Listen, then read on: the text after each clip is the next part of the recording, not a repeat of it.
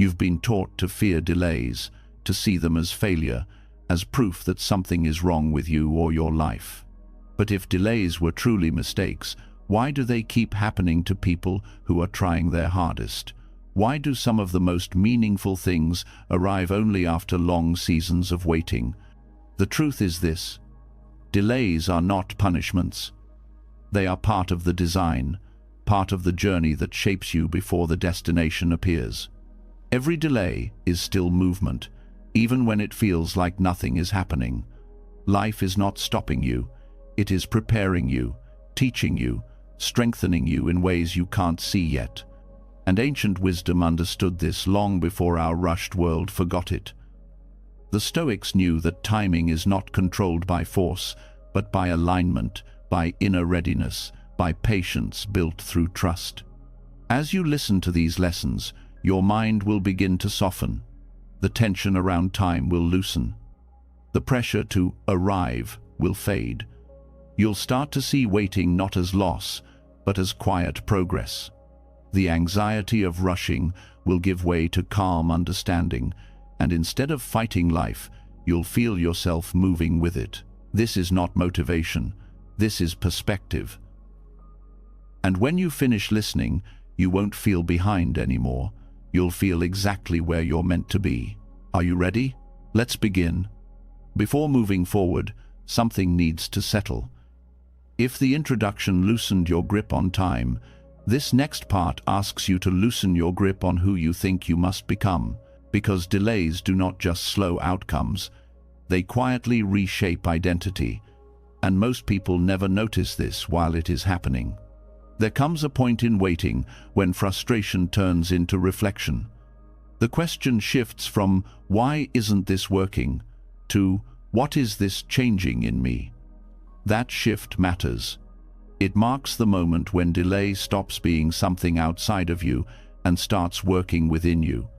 This is not a setback. This is where formation begins. Delays are rarely designed to block your path. They exist to edit the person walking it. While attention stays fixed on what is not moving, something far more important is being adjusted beneath the surface. Values recalibrate, boundaries emerge. Old definitions of self begin to feel uncomfortable. This process is subtle. It happens in silence, in repetition, in ordinary days that feel heavier than they look. At first, delay feels personal, like rejection, like proof that effort is not enough. You replay choices, you second-guess instincts, you search for errors in yourself. But slowly, without announcement, the delay starts doing something else. It removes urgency that never belonged to you. It exposes goals that were driven by comparison, fear, or pressure. It leaves you alone with yourself long enough to hear what is real. This is where identity starts to shift. When life moves quickly, identity stays shallow. You define yourself by progress, reactions, recognition, and outcomes. But when momentum disappears, those markers collapse. You are left with who you are without validation. That exposure is uncomfortable, but it is honest. It forces clarity. Delays teach you what matters when reward is no longer immediate. You notice which efforts drain you and which stabilize you. Some desires fade without resistance. Others grow stronger without explanation. You realize how much of what you wanted was shaped by the need to be seen rather than the need to be aligned. That realization changes direction quietly but permanently. Boundaries begin forming here. Before delay, energy is scattered. You say yes too often. You overextend because movement feels safer than stillness. Delay breaks that illusion. You start to feel the cost of misplaced effort. What once felt exciting now feels heavy. Fatigue becomes information, and when listened to, it turns into wisdom. You begin to protect your time differently. You stop chasing spaces that only value your productivity. These boundaries are not born from confidence. They are born from clarity earned through exhaustion. And once formed, they do not disappear. Delay also challenges how you see yourself. When progress stalls, familiar roles begin to weaken. You can no longer rely on being the one who always moves forward, always fixes things, always succeeds. That loss can feel like shrinking, but it is actually simplification. What falls away was never essential. What remains is closer to truth. You start defining yourself by inner qualities rather than external feedback. Patience replaces urgency. Consistency replaces intensity. Integrity replaces image. This shift does not announce itself, but it stabilizes everything. Once identity becomes internal, delays lose their power to threaten your worth. Another transformation happens during extended waiting. Emotional regulation deepens. Delay reveals emotional patterns. You notice how quickly discomfort turns into self-blame, how anxiety builds stories out of uncertainty. Over time, repetition trains restraint. You learn to feel unease without reacting to it. You stop making decisions driven by panic. Your nervous system adapts to uncertainty without collapsing. This level of emotional stability cannot be rushed. It only forms when outcomes refuse to comfort you. The body learns safety without success. That capacity becomes a foundation for everything that follows. Delays also refine motivation. When results are slow, effort becomes intentional. You stop acting to escape discomfort and start acting from clarity. Movement becomes cleaner. You do less, but with more alignment. You are no longer propelled by fear of falling behind. You move because it feels true. This is where many people stop. Not because they lack ability, but because their old motivations no longer work. External pressure fades. Internal truth takes its place, and truth demands honesty. Some goals dissolve here, not because you failed, but because they were never rooted.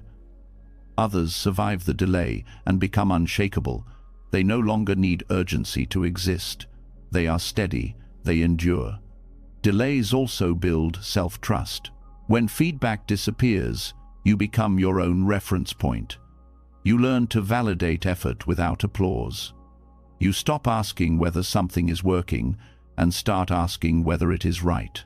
That shift changes how you choose, how you persist, how you stand by yourself. Self-trust grows when you continue without proof, when you honor commitments without recognition, when you adjust without abandoning your values. This trust cannot be taught. It is built slowly, in silence. Delay also exposes repetition. You start seeing patterns that were invisible during momentum, how you rush beginnings, how you lose patience when growth slows, how you attach identity to progress. Awareness interrupts cycles. You catch yourself before falling into old habits. That awareness rewires behavior. Identity is being edited in real time. You are no longer reacting automatically. You pause, you choose, you respond with intention. This version of you could not exist without the pause that forced awareness. Perception also changes. Time stops feeling like an enemy. You see that rushing never created peace, only pressure. Delay introduces space. In that space, priorities rearrange. You stop measuring yourself against timelines that were never designed for you. Comparison weakens. Readiness begins to matter more than speed. Life becomes less about arriving and more about aligning. Delays also strengthen resilience in ways success never could. When movement returns, resistance will not destabilize you. You have lived inside uncertainty. You will not collapse under ambiguity. You have practiced steadiness without answers. This resilience is quiet, but it holds everything together. Humility forms as well. Delay reminds you that control is limited. Effort matters, but timing has its own intelligence. This humility softens ego. It opens learning. It removes entitlement. You stop demanding outcomes and start respecting process. That respect protects what comes next. Delays refine how you communicate. You stop over-explaining. You stop convincing. You learn that truth does not require defense. Silence becomes comfortable. Privacy becomes strength. Not everything needs to be shared to be real. Your presence changes. You speak less, but with more weight. You listen more. You react less. Stillness becomes confidence. Delay also reshapes your relationship with effort. Effort stops being a transaction. You no longer work only for reward. You work as an expression of self-respect. This shift prevents burnout. It supports long-term growth. Effort becomes sustainable. Patience deepens too. Not passive waiting, but active endurance. You stay present without numbing out. You keep faith without fantasy. This patience is disciplined. It holds uncertainty without collapsing into despair. It becomes a skill you carry everywhere. Delays also invite grief. Grief for lost timelines, for versions of life that will not happen, for expectations that quietly expired. Allowing this grief softens the heart. Ignoring it hardens it. When grief is acknowledged, energy is freed. When it is denied, bitterness forms. Integration happens here. You stop pretending the delay did not hurt. You let it become part of your story instead of a detour. That integration gives depth. It shows in how you speak, how you move, how you relate. People feel it. Delay sharpens intuition. When noise fades, inner signals grow louder. You sense misalignment sooner. You trust subtle discomfort. You act before damage occurs. This sensitivity is trained in quiet, not chaos. It becomes protection. Urgency, addiction dissolves. You see that constant movement was masking fear. Fear of being left behind, fear of being irrelevant. Delay forces those fears into the open. Once faced, they lose power. You no longer need to prove speed. You move with steadiness. Strength reveals itself. Not dramatic strength, but endurance. The ability to continue without reassurance, to remain kind without reward, to stay aligned without applause. This strength rebuilds self-respect. You trust yourself more deeply. By the time movement returns, you are not the same person who began waiting. You no longer need the outcome to validate you. You can receive progress without desperation. You can hold success without losing yourself. This is why delays are not obstacles. They are editors. They remove what cannot survive the future you are walking toward. They shape who you are becoming so that what arrives does not overwhelm you. They teach you how to carry weight, not just reach it. And as this understanding settles, another shift begins. Because once identity stabilizes, timing itself starts to reveal a deeper order. Not punishment, not randomness, alignment. And that is where the journey continues. Something subtle has shifted already.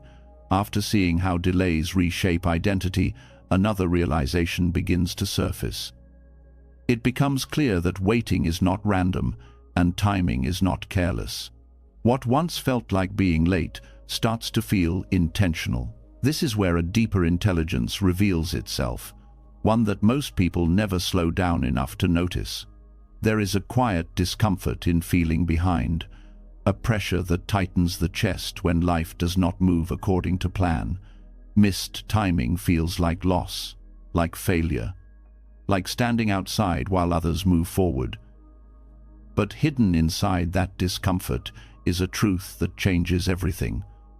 Being late is not always misalignment. Often, it is protection. Timing is not just about when something happens. It is about who you are when it happens. And life does not deliver outcomes based only on desire or effort. It responds to readiness. Not surface readiness, but internal readiness. Emotional capacity, psychological stability, ethical grounding. Without these, success becomes dangerous. Arriving early feels rewarding in the short term. Praise comes faster. Status builds quickly. Momentum feels intoxicating. But when success comes before alignment, it exposes cracks that were never reinforced. The world sees achievement. Inside, there is confusion. Pressure multiplies. Identity collapses under weight it was never trained to carry. This is how mistimed success damages lives. When something arrives before values are clear, people betray themselves to keep it. When recognition comes before boundaries, relationships suffer. When power arrives before humility, control replaces connection. What looks like progress becomes erosion, slowly, quietly, often unnoticed, until damage is done. Missed timing, on the other hand, slows this process down. It gives space for alignment to form. It allows values to mature before being tested.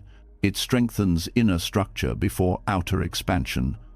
What feels like delay is often calibration. Life is not checking whether you want something badly enough. It is checking whether you can hold it without losing yourself. This is why many people who arrive late arrive calmer. They are less reactive, less desperate, less attached to outcome. They do not need the thing to save them. They can receive it without panic. They have already built a life internally. Timing also protects relationships. Success changes how people relate to you. It introduces projection, expectation, and dependency. Without emotional maturity, this shift creates isolation. People pull away. Trust erodes. Loneliness increases. Many who succeed early do not understand why everything feels heavier afterward. Missed timing gives space to develop relational skills, listening, empathy, discernment, the ability to say no without guilt. Delay is where they are practiced. Timing also regulates identity expansion. Rapid growth creates identity whiplash. You outgrow parts of yourself faster than you can integrate them. This creates instability. You feel disconnected from who you were and unsure of who you are becoming. Missed timing allows gradual integration. Change becomes digestible. Identity stretches instead of fractures. There is also an ethical dimension to timing. Without delay, ambition often overrides conscience. People justify harm in the name of progress. They rationalize shortcuts. Missed timing slows ambition just enough for ethics to catch up. It gives room to question motives, to correct direction, to choose integrity over speed. This intelligence is subtle. It does not announce itself, it simply withholds. Missed timing also reveals attachment. When something does not arrive when expected, attachment surfaces. You see how tightly you were gripping outcomes. You notice how much self-worth was tied to arrival. Delay exposes this dependency. It gives you the opportunity to loosen it. When attachment softens, alignment strengthens. Alignment is not about perfect timing. It is about coherence. Your actions match your values. Your goals reflect your truth. Your pace respects your capacity. Missed timing creates the conditions for this coherence to form. There is also a psychological reason why late arrival often leads to longevity.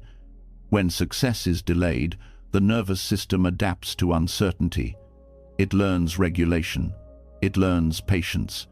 It learns how to tolerate discomfort without collapse. When success finally arrives, it does not overwhelm the system. It feels manageable. Early success often overwhelms emotional capacity. Anxiety increases. Imposter feelings surface. Pressure becomes constant. The nervous system never had time to adapt. Missed timing gives it that training. Timing also protects creativity. When outcomes come too fast, creativity narrows. Fear of loss replaces curiosity. Risk disappears. Delay keeps exploration alive. It allows play without pressure. Ideas develop depth. Expression matures. When recognition finally comes, creativity does not dry up. It expands. There is also a social illusion around timing. People only see arrival. They rarely see collapse. They assume early success is proof of superiority. They do not see burnout, addiction, broken relationships, or identity loss. Missed timing avoids this illusion. It keeps you grounded. It keeps comparison from distorting reality. Alignment requires slowness. It requires time to test beliefs against experience, to see what holds under pressure, to let contradictions surface. Missed timing provides that laboratory. Life experiments quietly while nothing seems to happen.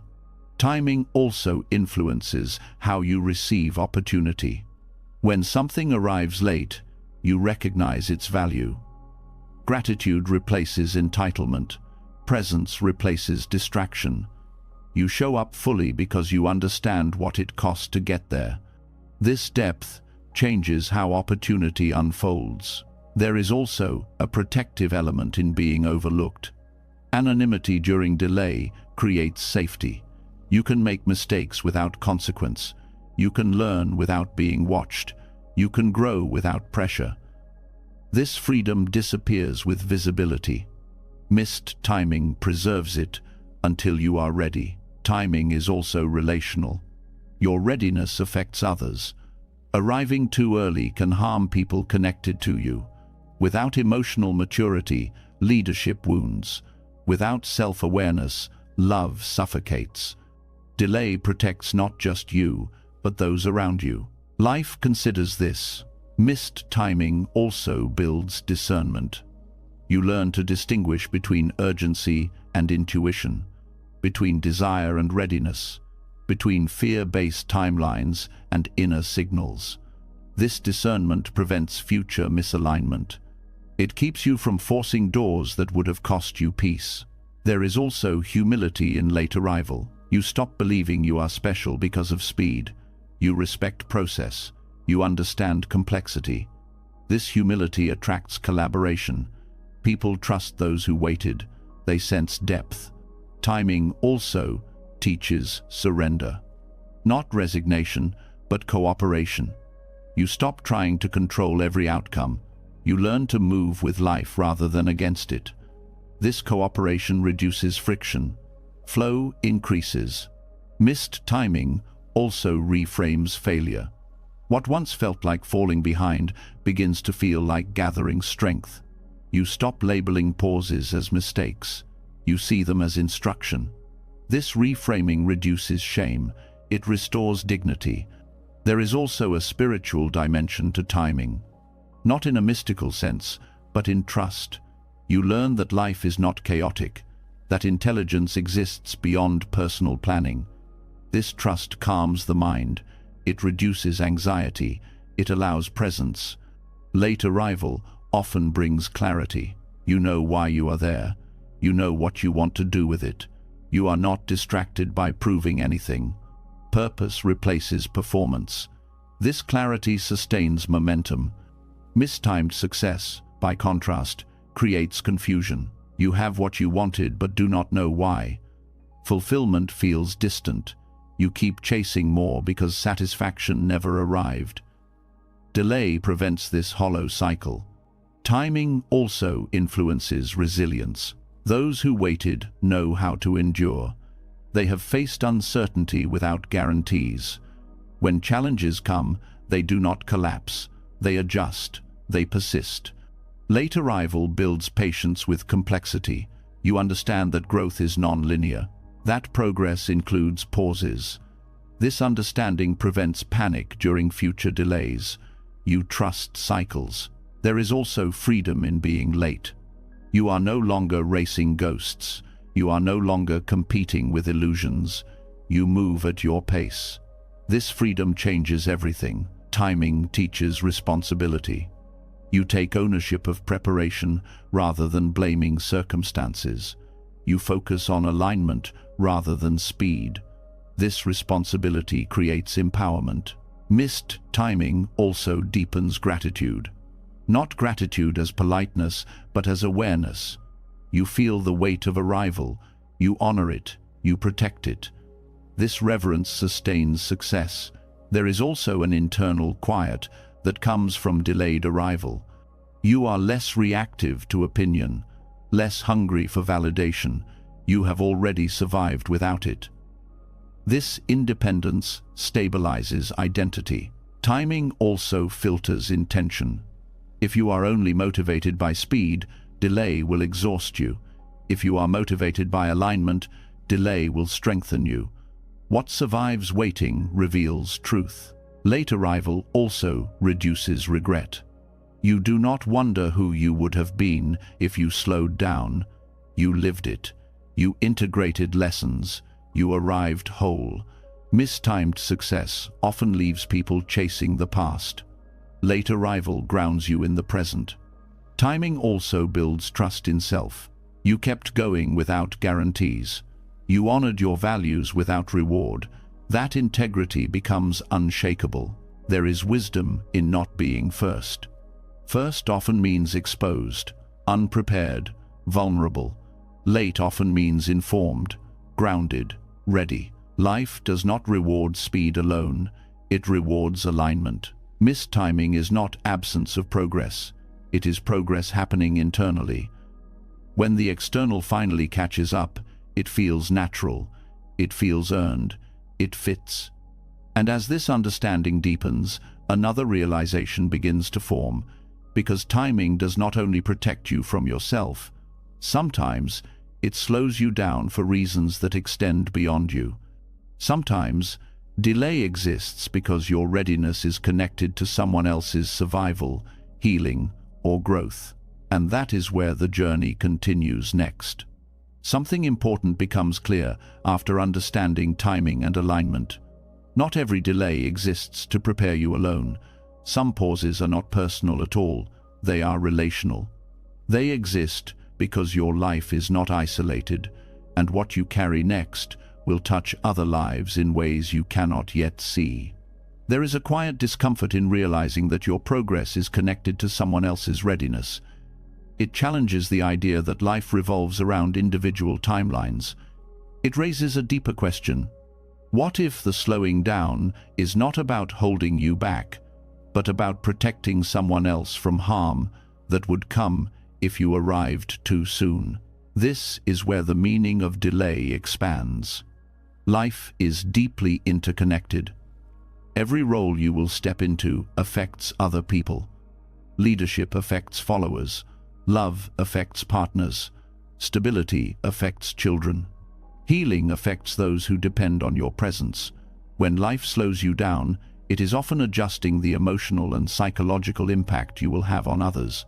Readiness is not just about skill. It is about how safely you can hold influence. Without delay, people often arrive powerful but unsafe. They carry unresolved pain, unchecked control, or emotional volatility into spaces that require steadiness. When this happens, damage spreads quietly. People are hurt not by intention, but by immaturity. Delay interrupts this pattern. Sometimes, life slows you because someone else is not yet ready to meet the version of you that is coming. They may need time to grow, to heal, to strengthen, or to survive something you cannot see. If you arrive too early, your presence might overwhelm, dominate, or derail their process. This is especially true in relationships. Love that arrives before emotional maturity often becomes control. Care becomes dependency. Protection becomes suffocation. Delay gives time for boundaries to form, so love can remain supportive instead of consuming. Delay also protects future responsibility. There are roles that require emotional steadiness more than talent. Parenting, leadership, mentorship, partnership. These roles do not forgive unregulated emotion. A single outburst, a single blind spot, a single unchecked fear can leave lasting scars. Life slows you until you can hold responsibility without leaking your unresolved pain into others. Sometimes delay exists because someone else needs time to become who they are meant to be before crossing paths with you. If you met too early, the connection might fail. Timing matters not because of romance or coincidence, but because growth is uneven. People evolve at different speeds. Delay synchronizes growth. This applies not only to personal relationships, but to impact. The work you will do, the words you will speak, the presence you will carry, will reach people who are not yet ready to receive it. If it came too soon, it would be misunderstood, rejected, or misused. Delay ensures reception. There is also protection in emotional safety. If you are given access to someone else's vulnerability before you have learned restraint, empathy, and listening, harm happens. Delay gives time to develop emotional literacy. You learn how to sit with pain without fixing it. You learn how to support without controlling. You learn how to be present without absorbing what is not yours. These skills are learned slowly. They require exposure to your own limits. Life also slows you down to prevent generational repetition. Unhealed patterns passed down through families repeat when responsibility arrives before awareness. Delay creates space to recognize these patterns. You see what you carry, you name it, you interrupt it. This protects future relationships and future generations. Sometimes delay exists because someone else's healing depends on your patience. People heal at different rates. If you rush them, you reopen wounds. If you pressure growth, resistance forms. Delay teaches you how to wait without resentment, how to love without urgency, how to stay steady while others find their footing. This patience is not passive, it is regulated presence. Delay also protects power dynamics. When you grow faster than others around you, imbalance forms. Without awareness, this imbalance turns into dominance. Delay gives time to develop humility so that growth does not become superiority. Power without humility harms. Life also slows you to deepen compassion. Exposure to your own waiting makes you gentler with others who struggle. You stop judging timelines. You stop assuming laziness or lack of effort. You understand complexity. This compassion changes how you interact with everyone. Your presence becomes safer. Delay can also exist because your voice will one day carry weight. Words spoken without care can damage. Influence requires responsibility. Life trains you to speak thoughtfully by letting you sit in silence long enough to understand impact. This silence is training. Sometimes, delay protects people from the version of you that is still reactive. Emotional reactivity spreads. Stress transfers. Anxiety infects environments. Life waits until you can regulate yourself before placing you in spaces where your energy affects others. This regulation takes time. It takes repeated exposure to discomfort without collapse. Delay also exists to prevent dependency. If you arrive too soon in someone's life, they may rely on you instead of developing their own strength. Delay allows others to build autonomy. When connection finally happens, it becomes partnership instead of rescue. Rescue creates imbalance. Partnership creates stability. Life also slows you when your healing is tied to someone else's healing. Sometimes you need to learn boundaries so you do not absorb pain that is not yours. Delay teaches separation. It teaches where you end and others begin. This clarity prevents burnout and resentment. Delay also prepares you to witness pain without losing yourself. Being present for others' suffering requires strength. Without it, empathy becomes overwhelm. Delay trains capacity. You learn how to stay grounded while holding space. There are also moments when delay exists because someone else needs protection from your growth. Growth can intimidate. It can destabilize insecure environments. Without emotional maturity, this creates conflict.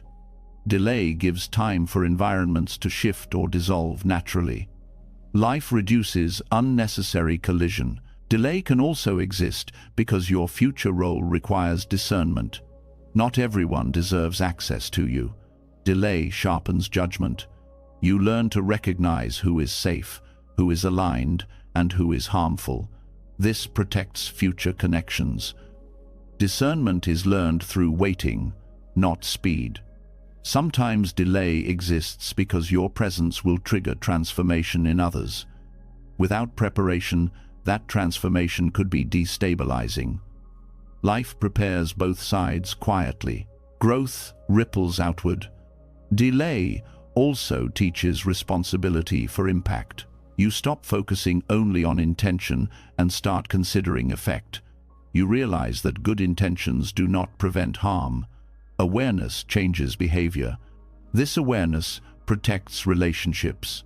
Life also slows you to prevent emotional debt. When you help others without boundaries, resentment accumulates. Delay teaches balance. You learn how to give without depletion. This sustainability protects both you and others. Delay also exists because some people must exit your life before others can enter. Overlap creates confusion. Life clears space slowly. This protects new connections from old dynamics. Transitions require closure. There are times when delay protects someone from meeting you at the wrong stage of your journey. People often attach to who you are becoming instead of who you are.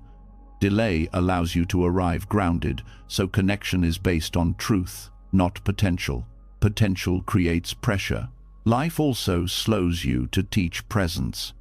Rushing makes people feel unseen. Delay trains listening. Attention deepens. This presence is healing to others. Sometimes, delay exists because your future work will involve guiding others through waiting. You cannot teach what you have not lived. Delay gives experience. It builds credibility that cannot be fabricated. Experience creates trust. Life also slows you because some outcomes require collective readiness. Communities, families, systems move slower than individuals. Delay aligns timing, so change does not fracture connection. Change without consent creates resistance. Delay also protects you from carrying guilt. Arriving before readiness can create regret. You see harm caused unintentionally. Delay prevents this weight. Life is careful with responsibility. Sometimes delay exists because your future influence will expose hidden wounds in others. Life prepares you to respond with compassion instead of defensiveness. This preparation is emotional. Delay also teaches restraint. Not every opportunity needs to be seized. Not every door needs to be forced. This restraint protects others from instability. Life also slows you to build emotional independence. Others should not be responsible for regulating you. Delay teaches self-soothing. This prevents emotional burden on relationships. There are moments when delay exists because someone else needs to fail without you intervening. Growth requires struggle. If you arrive too soon, you interfere. Delay allows others to develop resilience. Support does not mean control. Life also slows you to prevent role confusion. You are not meant to be everything to everyone. Delay clarifies your place. This clarity protects relational balance. Delay can also exist because your compassion needs depth. Surface empathy is insufficient. Deep empathy comes from lived waiting. This depth heals. Sometimes delay exists because your presence will mark a turning point in someone's life. Turning points require timing. Too early, they are missed. Too late, they are ignored. Life calibrates arrival carefully. Life also slows you because some responsibilities cannot be undone. Once you step into certain roles, innocence is lost. Delay preserves lightness until weight is necessary. Delay protects joy. There is also protection in emotional maturity. Without delay, people confuse intensity with love, urgency with importance. Delay clarifies these distinctions. Life slows you to teach steadiness. Sometimes delay exists because your growth will challenge others to grow. Without preparation, this creates resentment. Delay gives time for adaptation. Growth is contagious but must be paced. Life also slows you because your future self must be able to forgive. Holding others' pain requires compassion. Delay softens judgment. Delay also exists because your presence will demand accountability. Without integrity, this becomes hypocrisy. Delay aligns behavior with values. Life protects coherence. Sometimes delay exists because your future work will require patience beyond your current capacity. Life stretches capacity slowly to prevent collapse. Delay also teaches humility in service. Serving others without ego requires maturity. Delay removes entitlement. Life also slows you to teach listening before speaking. Words carry weight. Delay teaches silence. Sometimes delay exists because someone else's safety depends on your restraint. Restraint is learned through waiting. Life is not cruel with timing. It is careful. Not every delay is about you.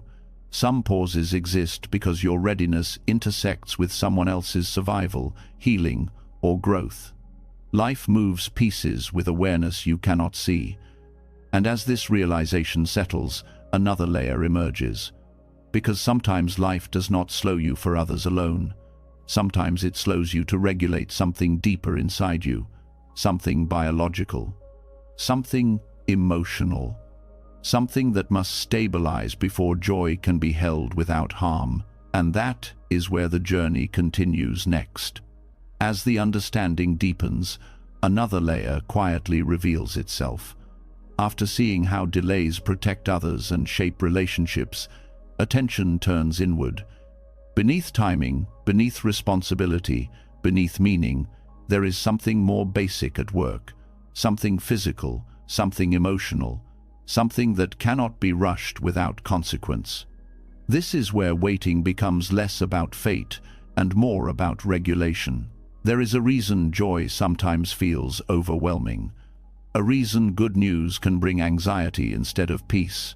A reason long-awaited success can trigger fear, self-sabotage, or numbness. These reactions are not flaws, they are signals. They come from a nervous system that has not yet learned how to hold what is coming. Waiting trains the nervous system. The body does not experience life the way the mind explains it. The nervous system does not understand plans or timelines. It understands safety, threat, intensity, and capacity. When something arrives too quickly or too intensely, the system reacts as if danger is present, even if the event is positive. This is why sudden joy can feel destabilizing. The system reads unfamiliar intensity as unsafe. Delay allows the body to slowly expand its capacity to tolerate change. When life slows you down, it is often because your nervous system is still learning how to stay regulated under pressure. Without this regulation, even happiness becomes threatening. Pleasure feels undeserved. Success feels fragile. Love feels overwhelming. Delay gives the body time to adapt. Stress changes the nervous system, so does unpredictability. Waiting exposes you to both, but in manageable doses. Each pause, each uncertainty, gently stretches tolerance. You learn how to stay grounded when things are unclear. You learn how to breathe through discomfort. This builds resilience at a biological level. This is not something you can think your way into. It must be lived. When people receive what they want too soon, the nervous system often goes into survival mode. Fight shows up as control. Flight shows up as avoidance. Freeze shows up as numbness.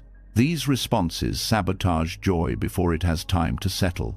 Delay prevents this by slowing exposure. Gradual waiting teaches the body that anticipation does not equal danger. That uncertainty does not mean collapse.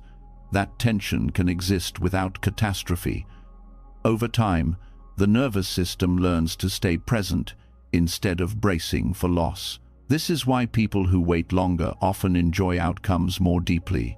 Their bodies are ready. The nervous system also holds memory. Past experiences of loss, disappointment, or instability create sensitivity to change. When something good arrives, the body remembers how quickly things can disappear. It prepares for impact instead of celebration. Delay works with this memory. Waiting gives time to process old experiences. It allows unresolved stress to surface and release. Without this processing, new joy sits on top of old fear. The result is anxiety layered over happiness. Life waits until those layers thin. Delay also helps regulate expectation. When outcomes are postponed, fantasy dissolves. Reality replaces projection. This reduces shock when things finally arrive. The nervous system prefers predictability. Delay removes unrealistic expectations that would otherwise overwhelm. This is especially important with relationships, responsibility, and success. The body reacts not only to what happens, but to what it expects. When expectation is inflated, arrival feels jarring. Delay slowly deflates expectation into grounded readiness. Delay also builds emotional stamina. Waiting requires staying present through discomfort without immediate relief. This trains the system to tolerate sensation without shutting down. Over time, emotional range expands.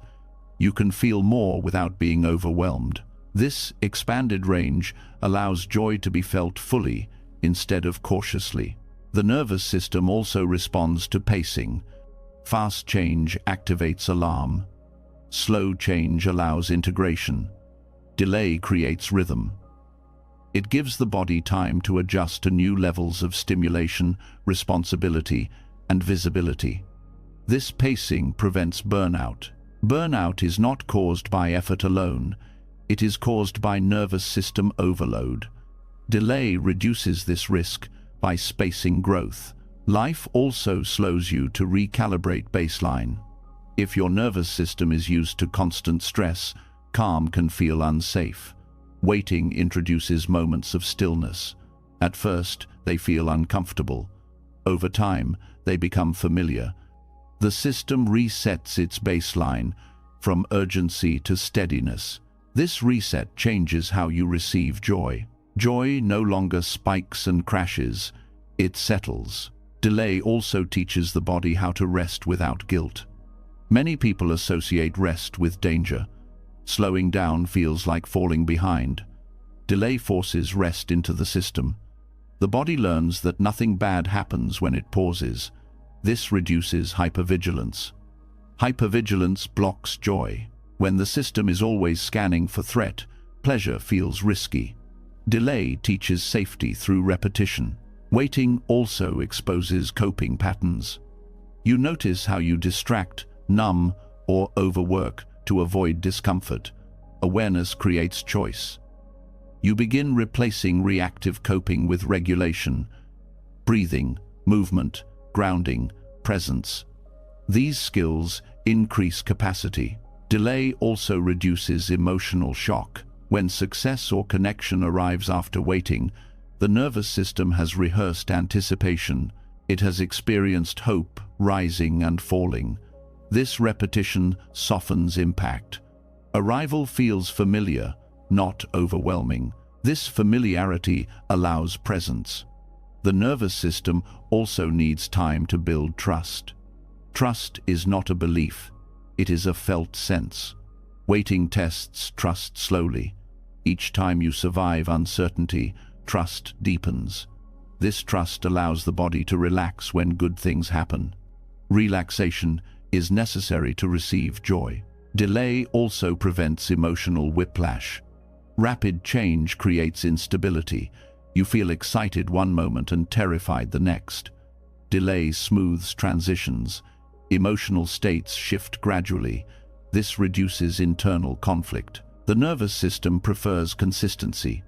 Waiting also strengthens self-regulation. You learn how to calm yourself without external reassurance. This independence stabilizes relationships. You no longer rely on outcomes to regulate emotion. This makes joy safer. Joy no longer carries the burden of emotional survival. Delay also addresses trauma responses.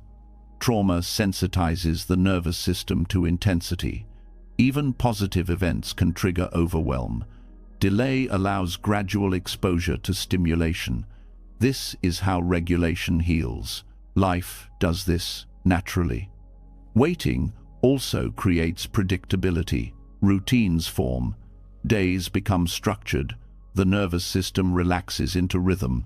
When change finally comes, it enters a stable environment. Stability supports integration. Delay also builds tolerance for ambiguity. Not knowing activates stress. Waiting teaches the body that ambiguity is survivable. This reduces anxiety around future unknowns. Joy no longer feels temporary or fragile. The nervous system also responds to self-trust. Each time you navigate waiting without collapse, confidence grows. The body remembers success. This memory replaces fear with competence. Competence allows joy to expand.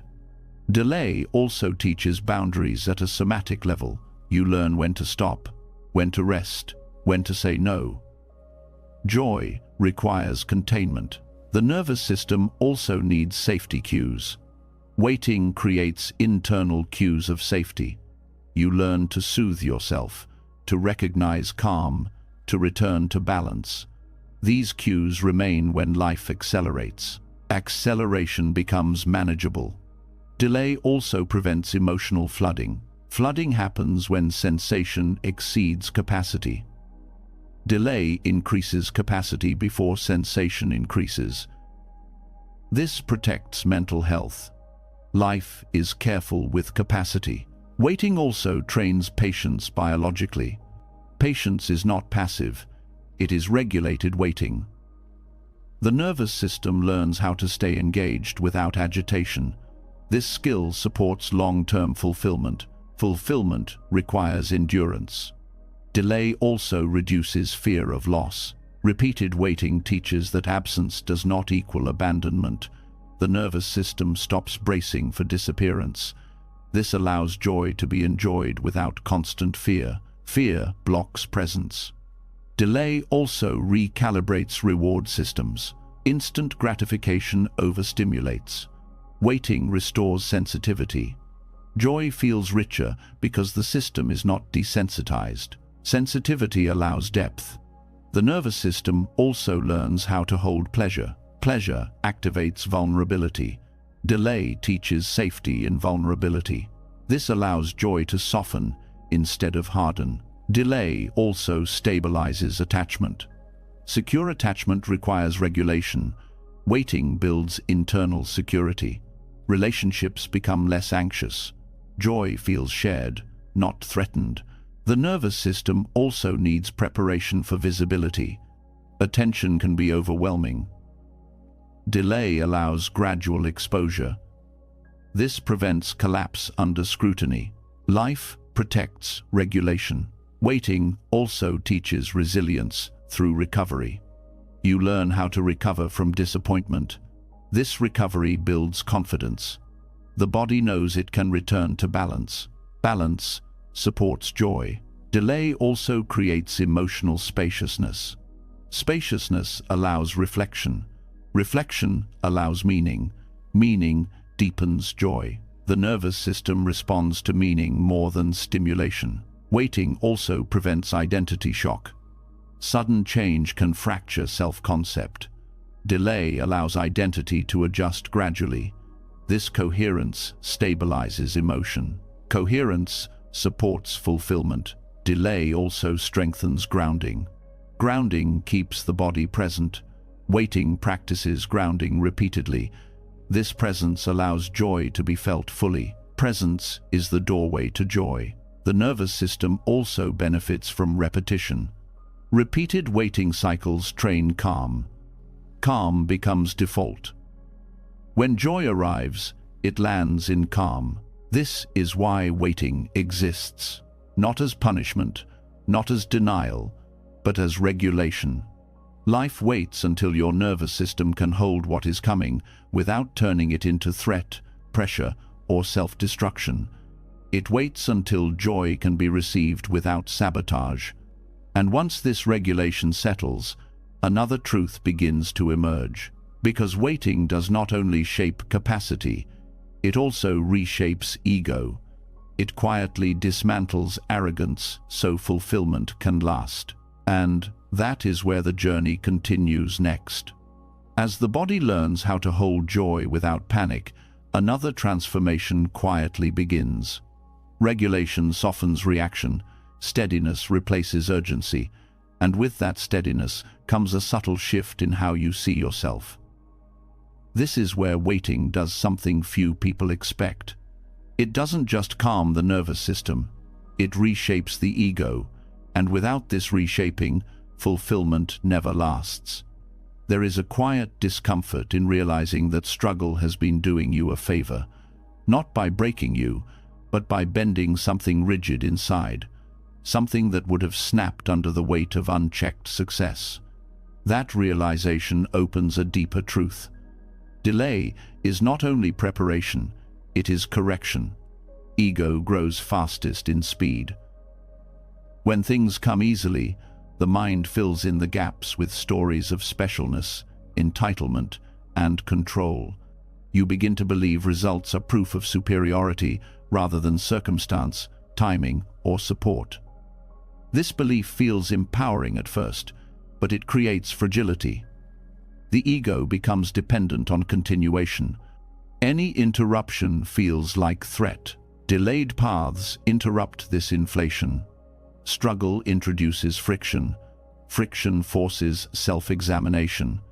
It removes the illusion that effort guarantees outcome. You confront limits. You face rejection. You experience failure that cannot be explained away. This does not destroy confidence. It grounds it. Humility is not humiliation. It is accuracy. Delayed paths teach accuracy. You learn what you can control and what you cannot. You see how much of life depends on factors beyond willpower. This understanding dissolves arrogance quietly. You stop assuming mastery where there is complexity. This humility protects fulfillment. When ego remains inflated, fulfillment becomes conditional. You need more praise, more proof, more dominance. Satisfaction never settles because the ego must constantly be fed. Delay starves this hunger long enough for it to weaken.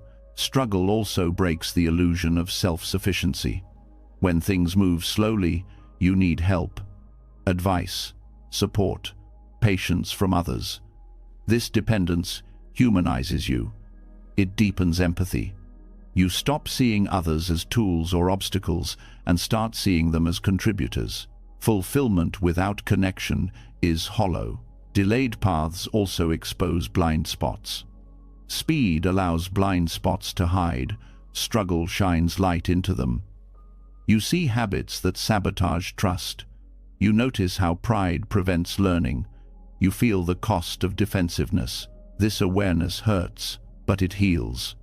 Ego resists feedback. Delay forces it. When progress stalls, feedback becomes unavoidable. You listen differently. You observe more. You stop assuming you already know. This openness allows growth that speed would have blocked. Delayed paths also correct comparison. Arrogance feeds on comparison. Being ahead reinforces superiority. Delay removes ranking. You are no longer measuring yourself against others. You focus on endurance instead of position. This shift brings peace. Struggle also dismantles false confidence. False confidence depends on outcome. It collapses under resistance. Delay strips it away, leaving room for real confidence to form. Confidence that is rooted in persistence, not performance. This confidence lasts. Delayed paths teach respect for process. Arrogance dismisses process as unnecessary. Struggle proves otherwise. You learn that mastery takes time, that shortcuts carry cost. This respect changes how you approach everything. Fulfillment, built on respect, is stable. Struggle also refines ambition. Unchecked ambition is ego-driven. It wants speed, recognition, dominance. Delay forces ambition to mature. It becomes purpose-driven instead of image-driven. You start asking why, not just how fast. This alignment makes fulfillment meaningful. Delayed paths also reveal entitlement. Entitlement expects reward without readiness. Struggle dissolves this expectation. You learn that effort does not entitle outcome. Gratitude replaces demand. Gratitude deepens satisfaction. Struggle also softens judgment. When things are easy, it's tempting to judge those who struggle. Delay places you in their position. You experience complexity firsthand. Judgment fades. Compassion grows. Compassion expands fulfillment beyond self. Delayed paths also reduce control obsession. Arrogance seeks control. Struggle reveals its limits. You learn to adapt instead of dominate. Flexibility replaces rigidity. This adaptability prevents collapse when plans fail. Fulfillment requires flexibility. Struggle also humbles communication. Ego speaks to impress. Delay teaches listening. You speak with less certainty and more curiosity. Conversations deepen. Relationships strengthen. Fulfillment is relational. Delayed paths also challenge narratives of superiority. You see that talent without patience fails. Intelligence without humility isolates. Delay teaches that character matters more than capability. This truth grounds success. Struggle also builds respect for others' journeys. You stop assuming everyone has the same resources, support, or timing. This awareness reduces arrogance. You meet people where they are. This meeting creates connection.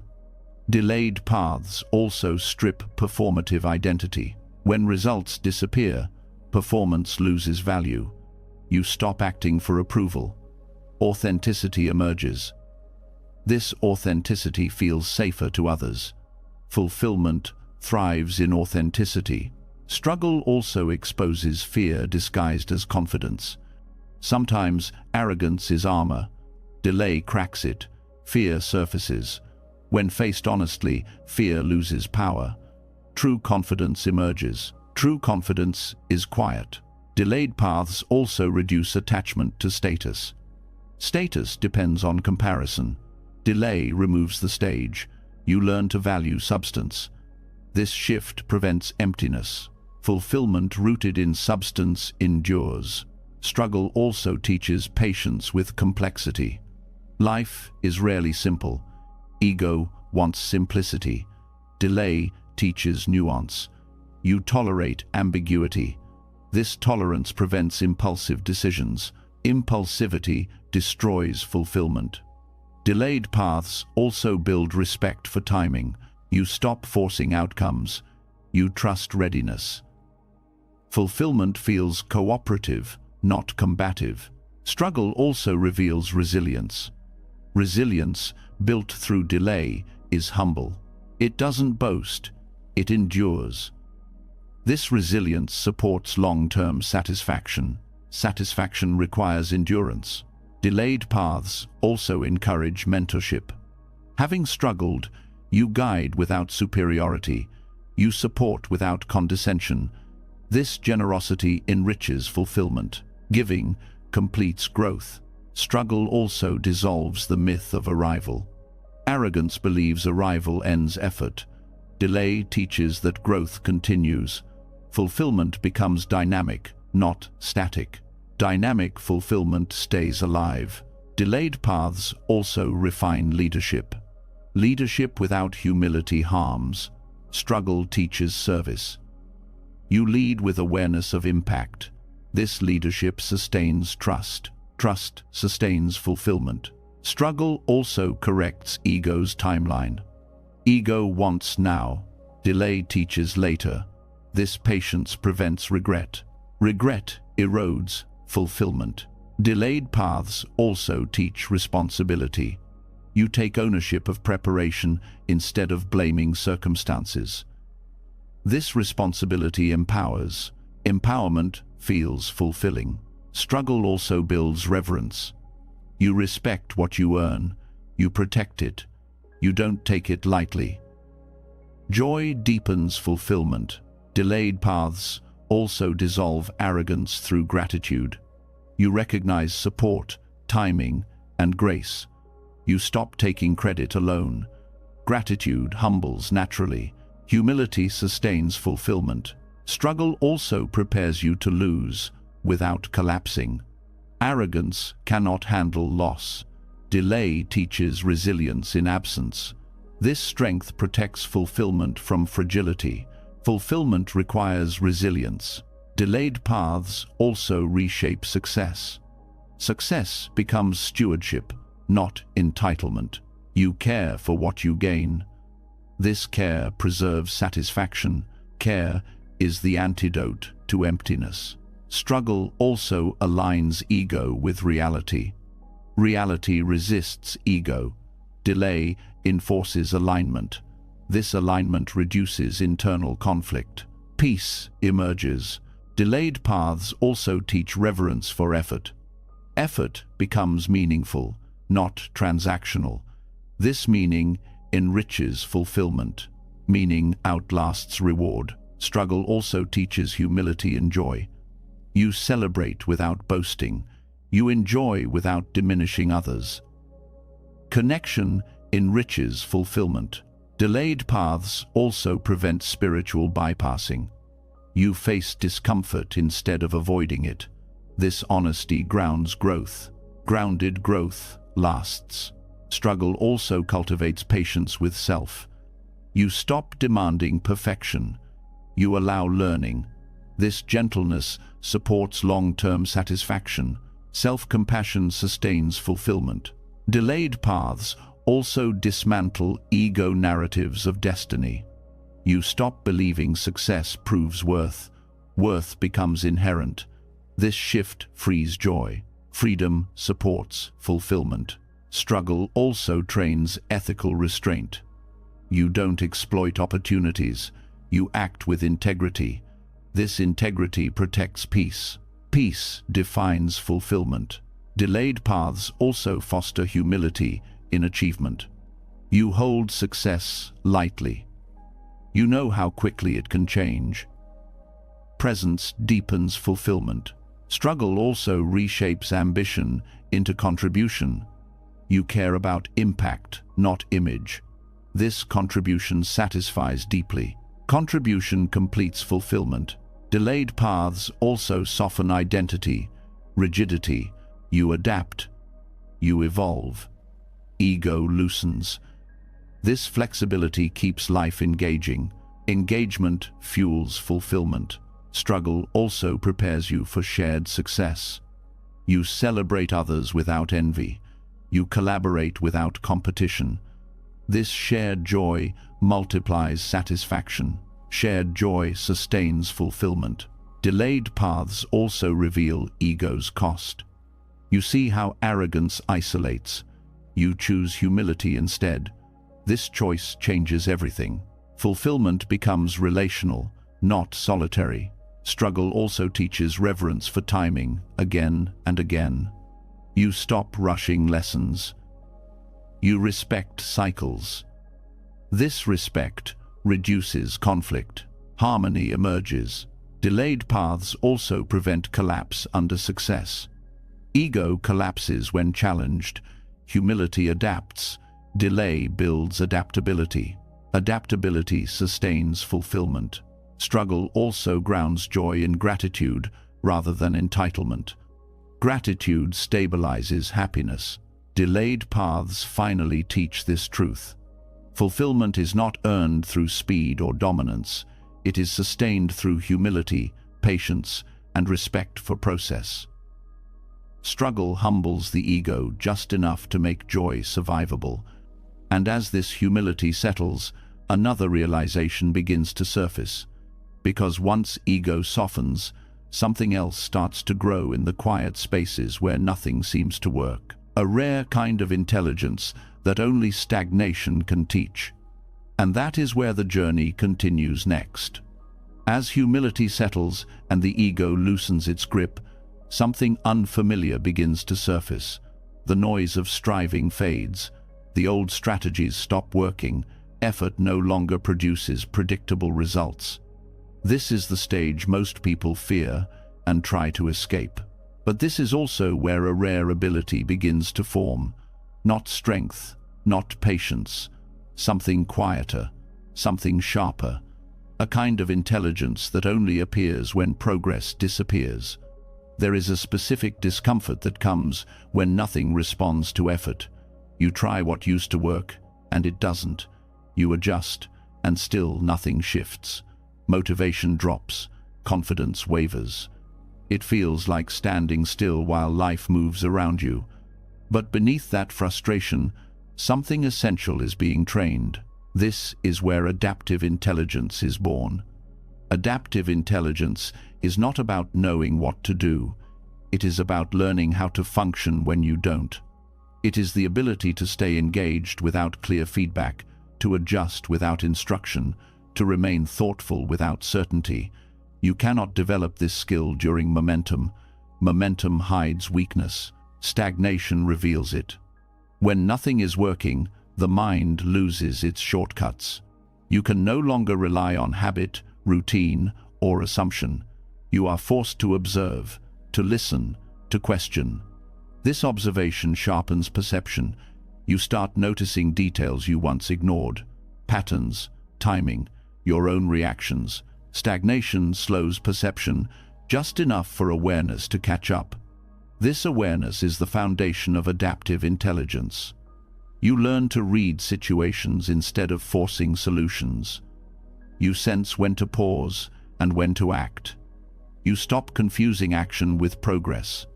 This discernment is learned only when action fails. When systems break down, adaptability emerges. Adaptive intelligence also trains flexibility. When plans fail repeatedly, rigidity becomes painful. You are forced to let go of fixed ideas. You stop clinging to one path. You explore alternatives without attachment. This flexibility allows you to move laterally instead of forward. And sometimes, lateral movement is what unlocks the next stage. Rigid minds break in stagnation. Flexible minds evolve. Nothing working also dismantles overconfidence in intellect. You realize that knowledge alone is insufficient. Experience matters, context matters, timing matters. This humility sharpens learning. You become teachable again. Teachable minds adapt faster. Adaptive intelligence also develops emotional agility. When frustration persists, you learn how to feel without reacting. You experience disappointment without collapse. You hold uncertainty without panic. These emotional skills allow clearer thinking under pressure. Clear thinking requires emotional regulation. Stagnation also teaches problem framing. When solutions fail, you begin questioning the problem itself. Maybe the goal is wrong. Maybe the assumption is flawed. Maybe the question needs to change. This reframing is a high-level cognitive skill. It separates those who adapt from those who repeat failure. Reframing unlocks new paths. Adaptive intelligence also refines patience without passivity. You stay alert while waiting. You observe trends. You prepare quietly. This readiness allows quick response when opportunity appears. You are not idle. You are attuned. Attunement replaces force. Nothing working also forces creativity without pressure. Without external reward, creativity becomes exploratory instead of performative. You try ideas without attachment. You experiment without fear of failure. This freedom produces innovation. Innovation thrives in low-stakes environments. Adaptive intelligence also trains decision-making in uncertainty. You learn how to act with incomplete information. You weigh risk differently. You accept imperfection. This competence becomes invaluable later when stakes are higher and clarity is still absent. High-level decisions are rarely made with certainty. Stagnation also deepens self-awareness. You notice which strategies you default to under stress. Control, avoidance, overthinking, Awareness allows correction. You replace reflex with response. Response is adaptive, reflex is not. Adaptive intelligence also strengthens internal motivation. When external validation disappears, you learn why you continue. This intrinsic drive is stable. It does not depend on praise or outcome. It sustains effort during long cycles. Sustainable effort requires internal fuel.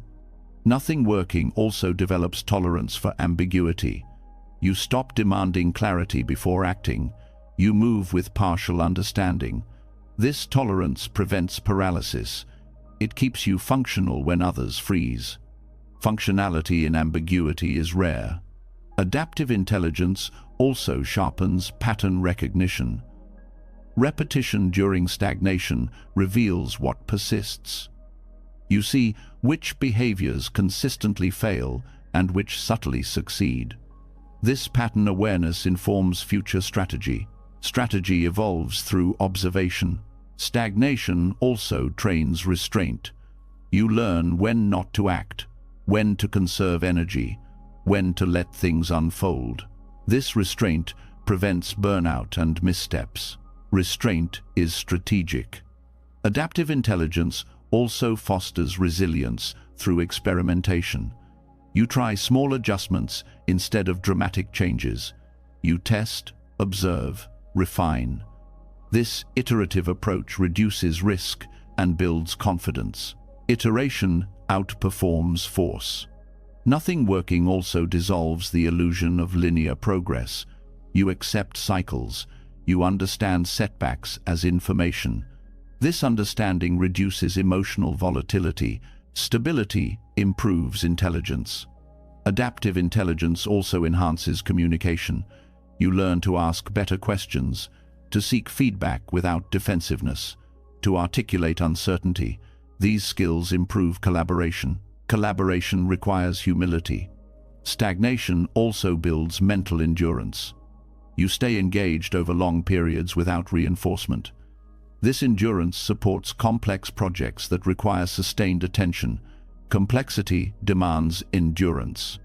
Adaptive intelligence also strengthens intuition. Without clear data, you learn to trust subtle signals. You notice timing. You feel alignment. This intuition complements analysis. Intuition grows in quiet. Nothing working also refines values. You see what you are willing to endure, what compromises you will not make. This clarity guides future decisions. Values anchor adaptation. Adaptive intelligence also trains strategic weighting. You recognize when action would worsen outcomes. You hold position. This patience is active. It is informed. Informed patience is powerful. Stagnation also reduces attachment to identity. You stop defining yourself by success or failure. This detachment allows flexibility. You can change without ego resistance. Identity flexibility enables growth. Adaptive intelligence also increases capacity for complexity. You hold multiple possibilities without needing resolution. This capacity prevents oversimplification. Oversimplification leads to error. Nothing working also teaches you to learn from absence. Lack of response becomes data. Silence becomes feedback. You read what is not happening. Absence informs strategy. Adaptive intelligence also develops metacognition. You think about how you think. You notice cognitive biases. You adjust reasoning. This self-correction improves judgment. Judgment improves outcomes. Stagnation also trains calm problem-solving. Without urgency, solutions are thoughtful. You avoid reactive fixes. This calm improves effectiveness. Calm enhances clarity. Adaptive intelligence also sharpens prioritization. Limited movement forces focus. You choose carefully. This focus increases impact. Focus multiplies effort. Nothing working also builds confidence in uncertainty. You trust your ability to adapt. This confidence is quiet but strong. Quiet confidence sustains action. Adaptive intelligence also prepares you for disruption. When systems change unexpectedly, you adjust quickly. You are not shocked by instability, you expect it. Expectation reduces fear. Stagnation also deepens learning from failure. Failure becomes teacher, not verdict. This reframing accelerates growth. Learning replaces judgment. Adaptive intelligence also enhances strategic empathy. You consider perspectives. You anticipate reactions. This awareness improves influence. Influence requires understanding. Nothing working also teaches you how to stop forcing alignment. You learn to wait for it. This discernment prevents wasted effort. Alignment conserves energy. Adaptive intelligence also strengthens adaptability across contexts. Skills transfer. You adjust to new environments faster. Transferability increases value. Stagnation also builds trust in process. You see how small shifts accumulate. This trust reduces anxiety. Reduced anxiety improves performance. Adaptive intelligence also trains long-term thinking. You consider consequences beyond immediate relief. This foresight prevents regret. Foresight protects fulfillment. Nothing working also sharpens ethical reasoning. You choose integrity without reward. This alignment stabilizes character. Character sustains success. Adaptive intelligence also develops resilience to boredom. You remain engaged without stimulation. This capacity supports deep work. Depth requires tolerance. Stagnation also teaches you how to exit dead ends gracefully. You let go without bitterness. This grace preserves energy. Grace supports transition. Adaptive intelligence also increases responsiveness. You adapt faster because you have practiced adaptation. Practice builds skill. Nothing working also cultivates curiosity. Curiosity replaces frustration. This curiosity fuels learning. Learning sustains adaptation. Adaptive intelligence also prepares you for leadership in uncertainty. You guide without certainty. This leadership is trusted. Trust follows steadiness. Stagnation also builds independence from outcomes. You focus on quality of process. This focus improves satisfaction. Process orientation sustains motivation. Adaptive intelligence also sharpens strategic humility. You know what you don't know. This awareness prevents overreach. Humility prevents collapse. Nothing working also trains emotional honesty. You acknowledge limits. This honesty supports collaboration. Honesty builds trust. Adaptive intelligence also increases tolerance for delayed gratification.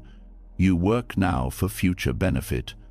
This patience compounds, compounding rewards, waiting. Stagnation also fosters innovation through constraint. Limited options force creativity. Constraint fuels innovation. Adaptive intelligence also strengthens recovery after setbacks. You rebound faster. This resilience supports longevity. Longevity requires recovery. Nothing working also teaches you how to stay present in uncertainty. Presence reduces stress. Reduced stress improves cognition.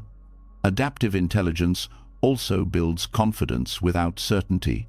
You act responsibly without guarantees. Responsible action builds credibility. Stagnation also refines self-direction. You set internal standards. This autonomy stabilizes effort. Autonomy empowers adaptation.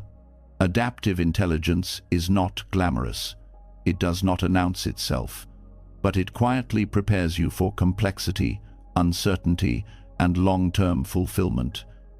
It is learned only when nothing is working, and once learned, it never leaves. And as this intelligence takes root, another truth begins to appear. Because adaptation is not just about survival, it reveals something deeper about speed itself. About how rushing hides weakness, and why lives built too fast often collapse without warning. And that is where the journey continues next. As adaptive intelligence settles in, a contrast becomes impossible to ignore. You begin to see two kinds of lives unfolding around you. Ones that move fast and look impressive from the outside, and others that move slowly but feel grounded. The difference is not ambition or talent, it is structure. And this is where an uncomfortable truth reveals itself. Speed does not expose weakness. It hides it. There is a quiet danger in a rushed life, not the obvious kind that crashes loudly, but the kind that erodes silently. On the surface, everything seems functional. Progress continues, milestones are hit, responsibilities pile up. From the outside, it looks like success. Inside, something important is being skipped. Rushed lives rarely collapse in dramatic moments. They collapse quietly, through exhaustion, disconnection, and loss of meaning. Speed rewards momentum, not integrity. When things move quickly, there is little time to examine foundations. Decisions are made reactively. Patterns repeat unchecked. Weak points go unnoticed because there is no pause long enough to reveal them. This is how structural weakness hides. In careers, speed often replaces alignment. People climb quickly without asking whether the ladder is placed against the right wall. Titles accumulate, income increases, responsibility expands. But values remain unexamined. Skills outpace emotional capacity. Identity becomes tied to performance. Eventually, pressure exposes what speed concealed. Burnout is not sudden, it is the result of years of misalignment ignored.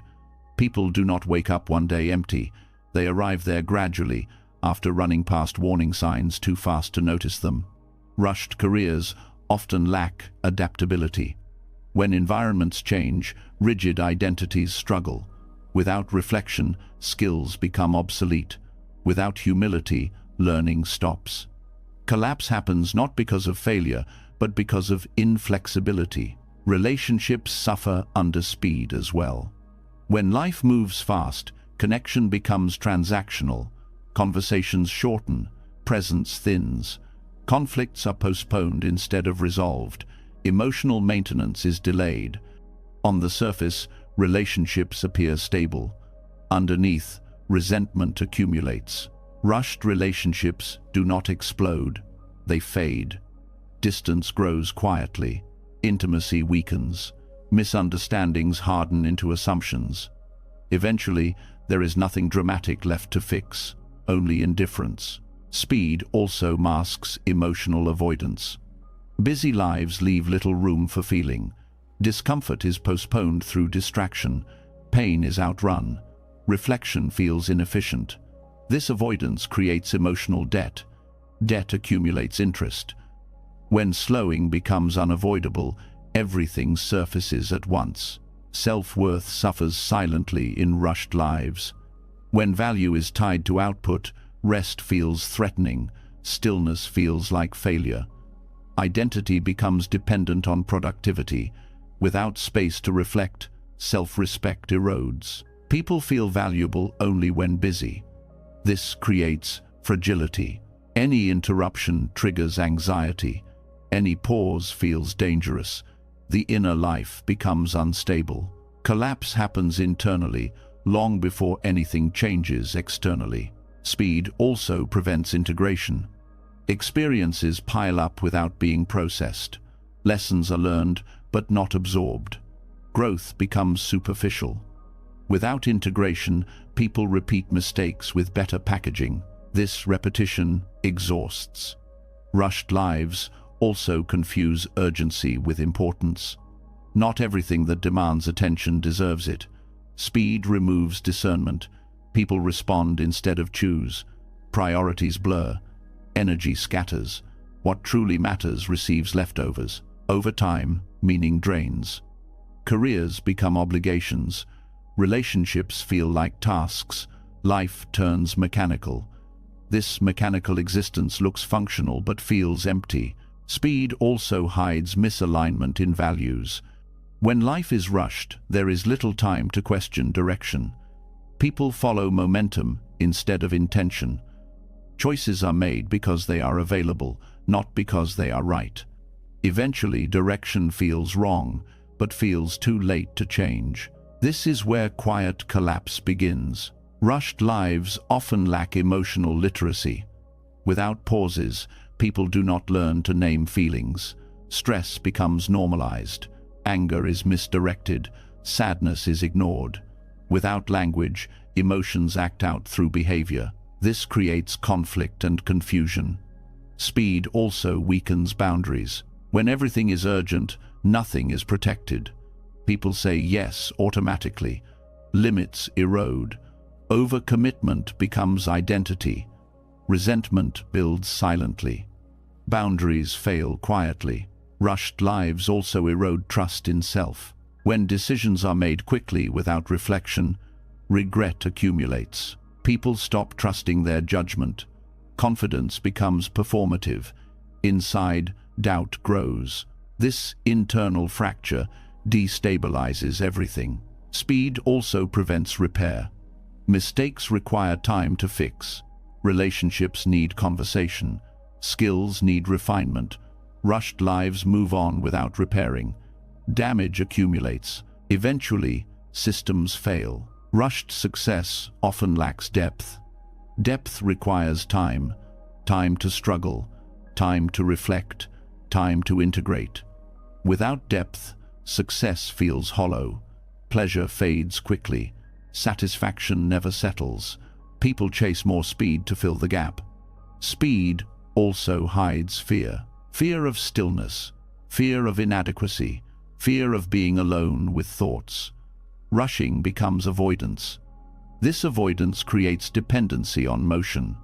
When motion stops, fear floods. Rushed lives often mistake stimulation for fulfillment. Constant activity feels alive, but it is not nourishing. Without nourishment, emptiness grows. Collapse occurs when stimulation can no longer distract.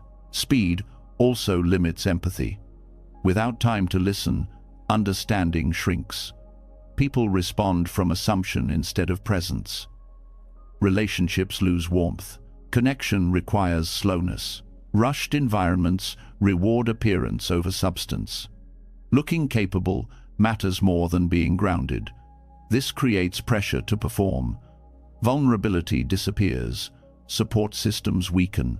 Isolation grows quietly. Speed also disrupts learning. Learning requires reflection. Without reflection, mistakes repeat. Growth stalls. People appear experienced but lack wisdom. Wisdom cannot be rushed. Rushed lives also undermine health. Stress accumulates. Sleep suffers. The body signals exhaustion. Signals are ignored. Illness appears later, often unexpectedly. The body collapses before the schedule does. Speed also weakens resilience. When everything is optimized for speed, there is little margin for error. Unexpected challenges overwhelm systems built without slack. Resilience requires space. Rushed lives often skip self-inquiry. Questions like, "Why am I doing this?" feel inconvenient. Without these questions, direction drifts, fulfillment fades. Direction matters more than speed. Speed also distorts time perception. Days blur, weeks disappear. Life feels fast but shallow. People wake up years later wondering where time went. Presence was sacrificed for motion. Rushed lives also confuse growth with accumulation. More experiences, more achievements, more responsibilities. But without meaning, accumulation becomes burden.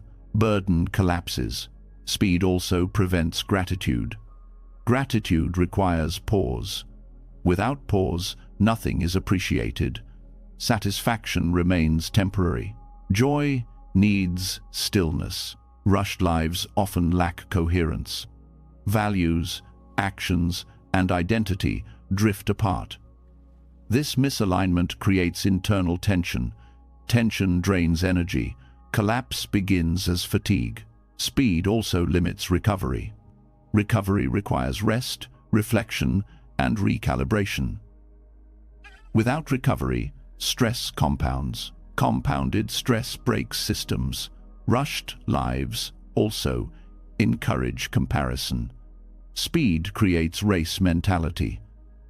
Comparison erodes peace. Speed also hides emptiness. Busy schedules mask lack of meaning. When busyness ends, emptiness surfaces. Collapse feels sudden, but it was forming quietly. Rushed lives often lack legacy. Impact requires intention. Without reflection, actions remain transactional. People work hard but leave little behind. Meaning outlasts speed. Speed also disrupts emotional bonds. Connection requires time. Rushed lives shorten conversations. Shared moments disappear. Loneliness grows quietly. Rushed lives also diminish creativity. Creativity requires space. Pressure kills play. Ideas become recycled. Innovation slows. Speed also reduces self-awareness. Without pause, habits go unchecked. Growth stagnates. Stagnation hides behind motion. Rushed lives often lack fulfillment because fulfillment requires integration. Integration requires time. Time was never the enemy. Speed was. Quiet collapse does not announce itself. It arrives as exhaustion, detachment, dissatisfaction, and confusion.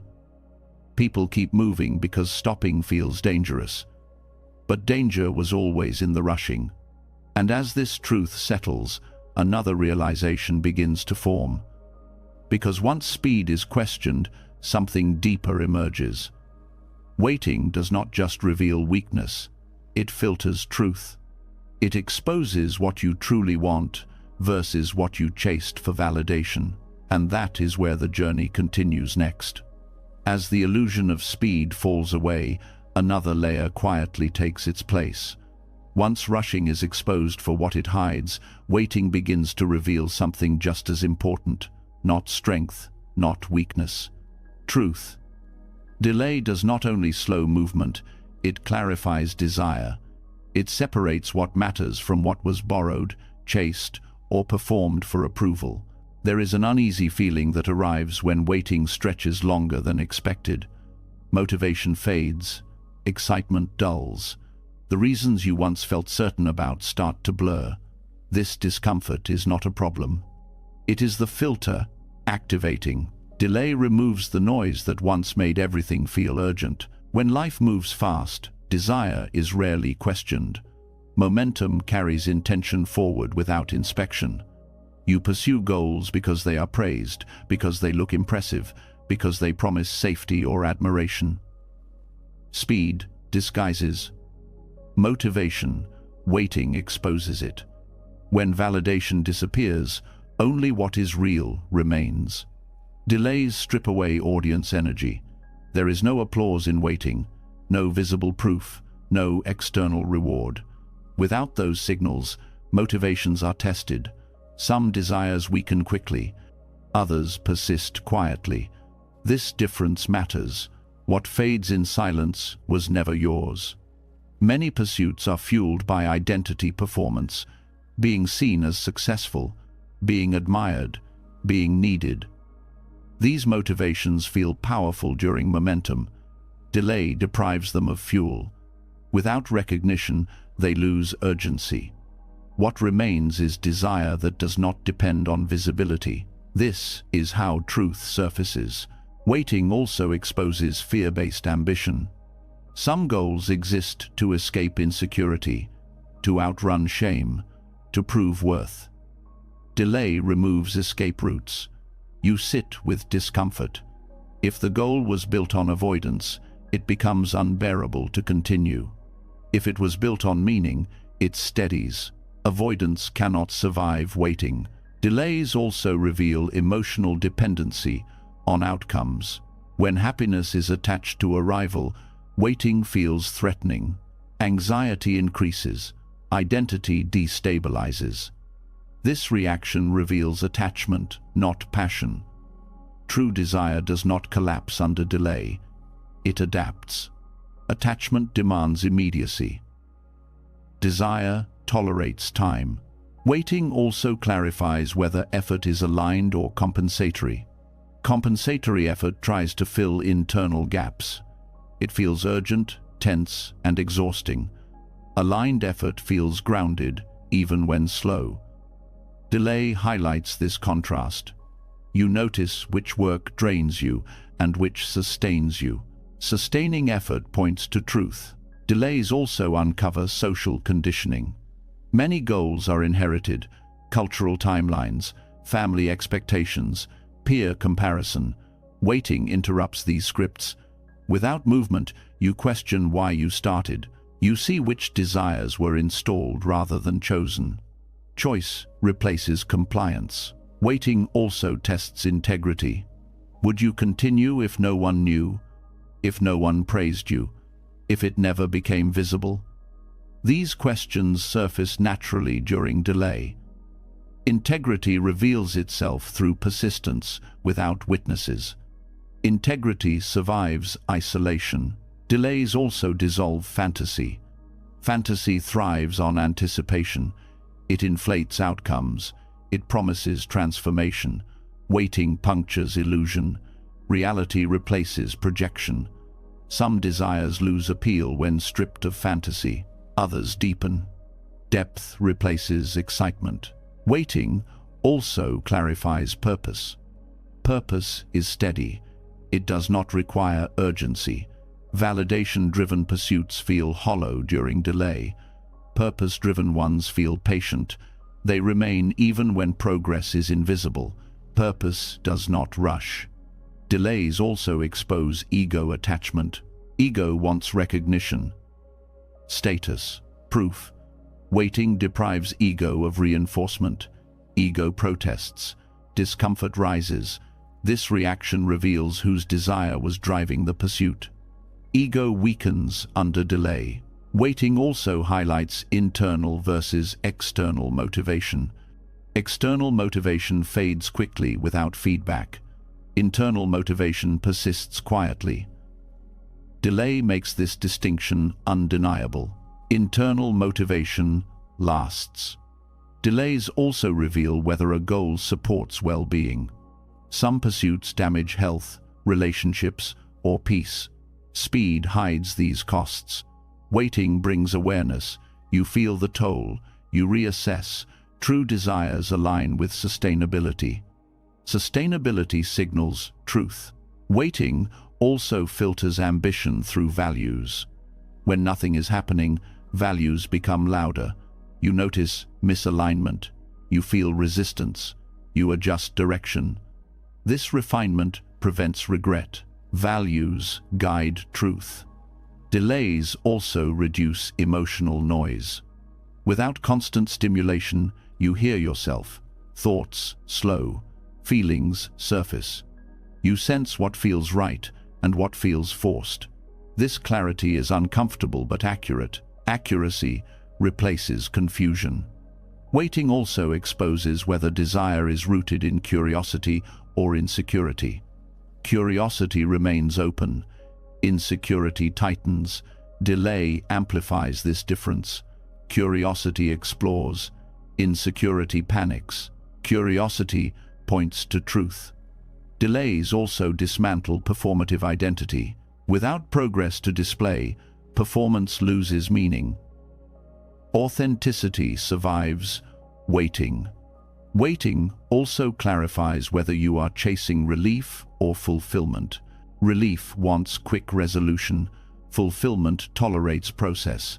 Delay reveals which one you are after. Fulfillment endures delay.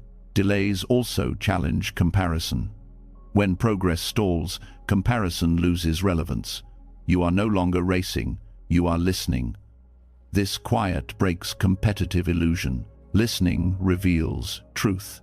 Waiting also tests emotional maturity. Can you stay present without certainty? Can you hold desire without grasping? This capacity reveals alignment. Alignment calms urgency. Delays also surface grief for borrowed dreams. Letting go of goals once cherished can hurt. That grief confirms they mattered, even if they were not right. Delay honors this transition. Grief clears space. Waiting also filters commitment. Surface-level interest fades. Deep commitment remains. This filtering prevents half-lived lives. Commitment defines truth. Delays also expose narrative attachment. Stories you told about who you would become begin to loosen. Reality invites revision. This flexibility allows truer paths to form. Revision supports growth. Waiting also reveals energy flow. You feel which activities energize you, even without reward. That energy is guidance. Energy does not lie. Delays also test patience for meaning. Meaning unfolds slowly. If impatience dominates, meaning may not be the goal. Delay clarifies this. Meaning is patient. Waiting also strips urgency from identity. You stop defining yourself by arrival. You feel more stable. This stability allows honest choice. Stability supports truth. Delays also reveal whether desire is expansive or constrictive. Expansive desires feel freeing even when delayed. Constrictive ones feel suffocating. This distinction becomes clear in stillness. Freedom signals alignment. Waiting also confronts fear of irrelevance. Many pursuits exist to avoid being forgotten. Delay surfaces this fear. Once faced, it loosens grip. Desire clarifies. Fear dissolves truth. Delays also reveal long-term satisfaction potential. If the thought of continuing for years feels heavy, alignment may be missing. True desires feel sustainable. Sustainability matters. Waiting also exposes emotional honesty. You can no longer hide behind progress. You face truth about motivation. This honesty is cleansing. Honesty refines direction. Delays also allow recalibration. You adjust goals to fit reality. This adjustment prevents disappointment. Realignment strengthens commitment. Waiting also filters relationships around goals. Who supports you without benefit? Who disappears without progress? This reveals alignment. Support reflects truth. Delays also remove urgency-driven decisions. Without pressure, you choose thoughtfully. This thoughtfulness reveals genuine desire. Thoughtfulness deepens clarity. Waiting also teaches detachment from outcome. Detachment allows honest evaluation.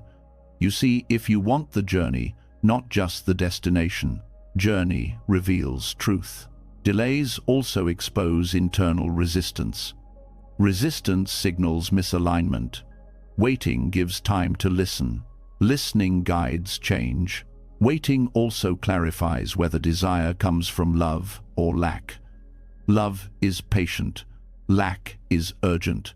Delay amplifies this difference. Love endures. Delays also strengthen self-trust. You learn to trust inner signals over external cues. This trust supports authentic choice. Authenticity requires trust. Waiting also filters ambition through peace. If peace disappears during waiting, the pursuit may be wrong. If peace remains, alignment is likely. Peace confirms truth. Delays also reveal the cost you are willing to pay. True desire accepts cost. Validation-driven desire resents it. Acceptance signals commitment. Waiting also reduces illusion of control. Without control, desire stands on its own. This clarity prevents self-deception. Truth survives surrender. Delays also expose whether desire contributes or consumes. Aligned pursuits give back. Misaligned ones drain. Contribution sustains meaning. Waiting also clarifies identity beyond achievement. You discover who you are without progress. This identity guides true desire. Identity precedes direction.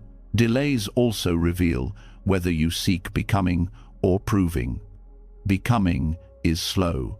Proving is urgent. Delay exposes this difference. Becoming aligns with truth. Waiting also brings discernment. Discernment grows in quiet. You choose better. Better choices shape life. Delays also strip away borrowed urgency. What remains feels calm, clear, and rooted. Rooted desire lasts. Waiting also transforms disappointment into insight. What hurts to release teaches what mattered. This insight refines future direction. Refinement deepens fulfillment. Delays also clarify commitment to self. You stop abandoning yourself for approval. This loyalty reveals true desire. Loyalty anchors truth. Waiting also exposes the difference between desire and addiction. Addiction demands immediacy. Desire breathes. Breathing allows patience. Delays also free you from chasing mirrors. You stop pursuing reflections of worth. You choose substance. Substance fulfills. Waiting also teaches acceptance of uncertainty. This acceptance reduces desperation. Desperation clouds truth. Delays also allow purpose to mature. Immature purpose seeks validation. Mature purpose seeks impact. Impact requires time. Waiting also removes pressure to decide prematurely. Clarity arrives naturally. Natural clarity lasts. Delays also align heart and action. You stop forcing. You start listening. Listening reveals truth. Delays are not empty time. They are filters. They remove what was never meant to last and reveal what can. They separate validation from value, urgency from meaning, performance from purpose. And as this truth settles, another realization begins to rise. Because once desire is clarified, life begins removing what cannot grow with it. Habits, identities, and relationships start falling away quietly. As truth becomes clearer, something else begins to happen quietly. After waiting reveals what you truly want, life starts responding in a way that feels unsettling at first. Things begin to fall away. Not all at once, not dramatically, slowly, subtly, almost politely. This is the part few people talk about, the phase where nothing seems to grow, yet so much is being removed. There is a particular kind of discomfort that comes when progress pauses and loss begins instead. Habits stop fitting, relationships feel strained, old versions of yourself no longer make sense. It feels like regression. But it isn't. It is preparation. Expansion cannot happen on top of decay. Before anything can grow wider, it must grow cleaner. Life understands this instinctively. When growth is delayed, it is often because something in the current structure would rot under pressure. Instead of allowing that decay to spread later, life prunes early, quietly. Without explanation, pruning is not punishment, it is preservation. During delays, habits that once felt harmless begin to feel heavy. Routines lose effectiveness. Coping mechanisms stop working. Distractions lose their appeal. This is not because you are failing. It is because you are outgrowing them. Habits that once protected you now limit you. Life removes them by making them uncomfortable. You notice that certain behaviors no longer soothe you. They drain you instead. This awareness is the beginning of release. You are not forced to change. You simply cannot continue comfortably. That discomfort is intentional. Pruning also happens in relationships.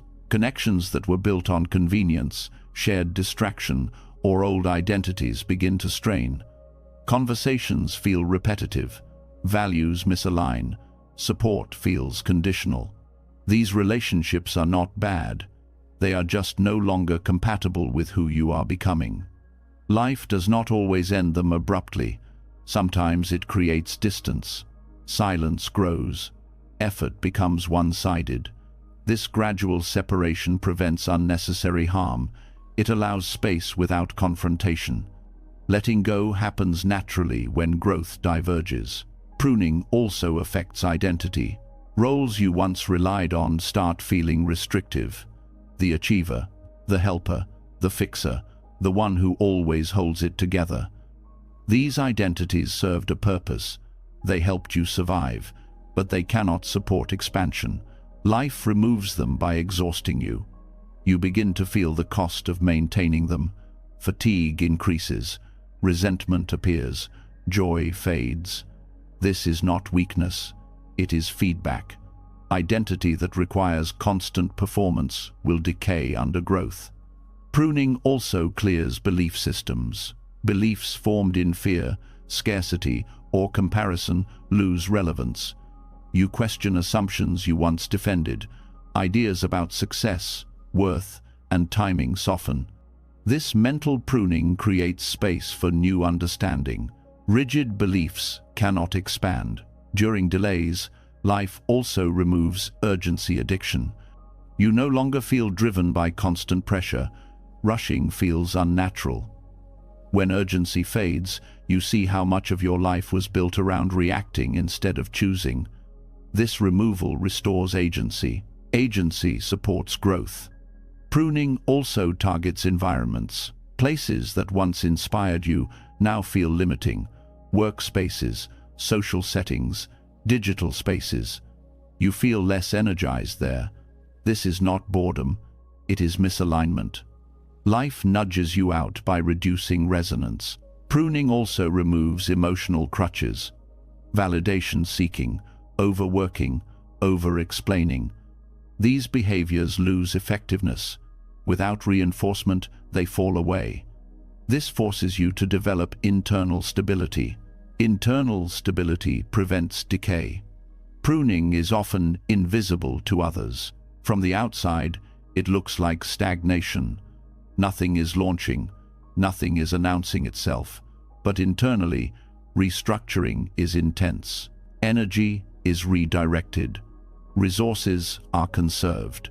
Growth is reorganizing. Pruning also protects future expansion. If old habits remained, they would sabotage new opportunities. If old relationships stayed, they would strain under change. If old identities persisted, they would fracture under responsibility. Removal now prevents collapse later. Pruning also refines boundaries. You stop tolerating what drains you. You stop explaining yourself. You say no with less guilt. This boundary formation is part of pruning. It removes access that would have harmed growth. Boundaries preserve integrity. Pruning also reshapes priorities. What once felt essential becomes optional. What once felt optional becomes essential. This reordering allows energy to flow where it is needed. Energy supports expansion. Pruning can feel lonely. As familiar structures fall away, there is a period of emptiness. This emptiness is not loss. It is clearing. It creates room for what cannot arrive yet. Room is required. Pruning also slows attachment to outcome. When things are removed, you learn to hold life more lightly. You stop gripping timelines. This detachment allows organic growth. Organic growth lasts. Pruning also dissolves false confidence. Confidence based on performance fades. Confidence based on presence forms. This quieter confidence does not need proof. Proof is unnecessary. Pruning also reveals hidden strength. Letting go requires courage. Watching things fall away without replacing them immediately builds trust in process. This trust becomes a foundation. Foundations support expansion. Pruning also interrupts repetition. Old patterns break when conditions change. You can no longer repeat what no longer exists. This interruption allows new behavior. New behavior enables growth. Pruning also cleans emotional residue. Unresolved resentment, lingering guilt, old shame. These surface during delay. Processing them prevents contamination of future joy. Clean space matters. Pruning also removes noise. Without constant stimulation, clarity improves. You hear yourself. You sense direction. This quiet supports alignment. Alignment supports expansion.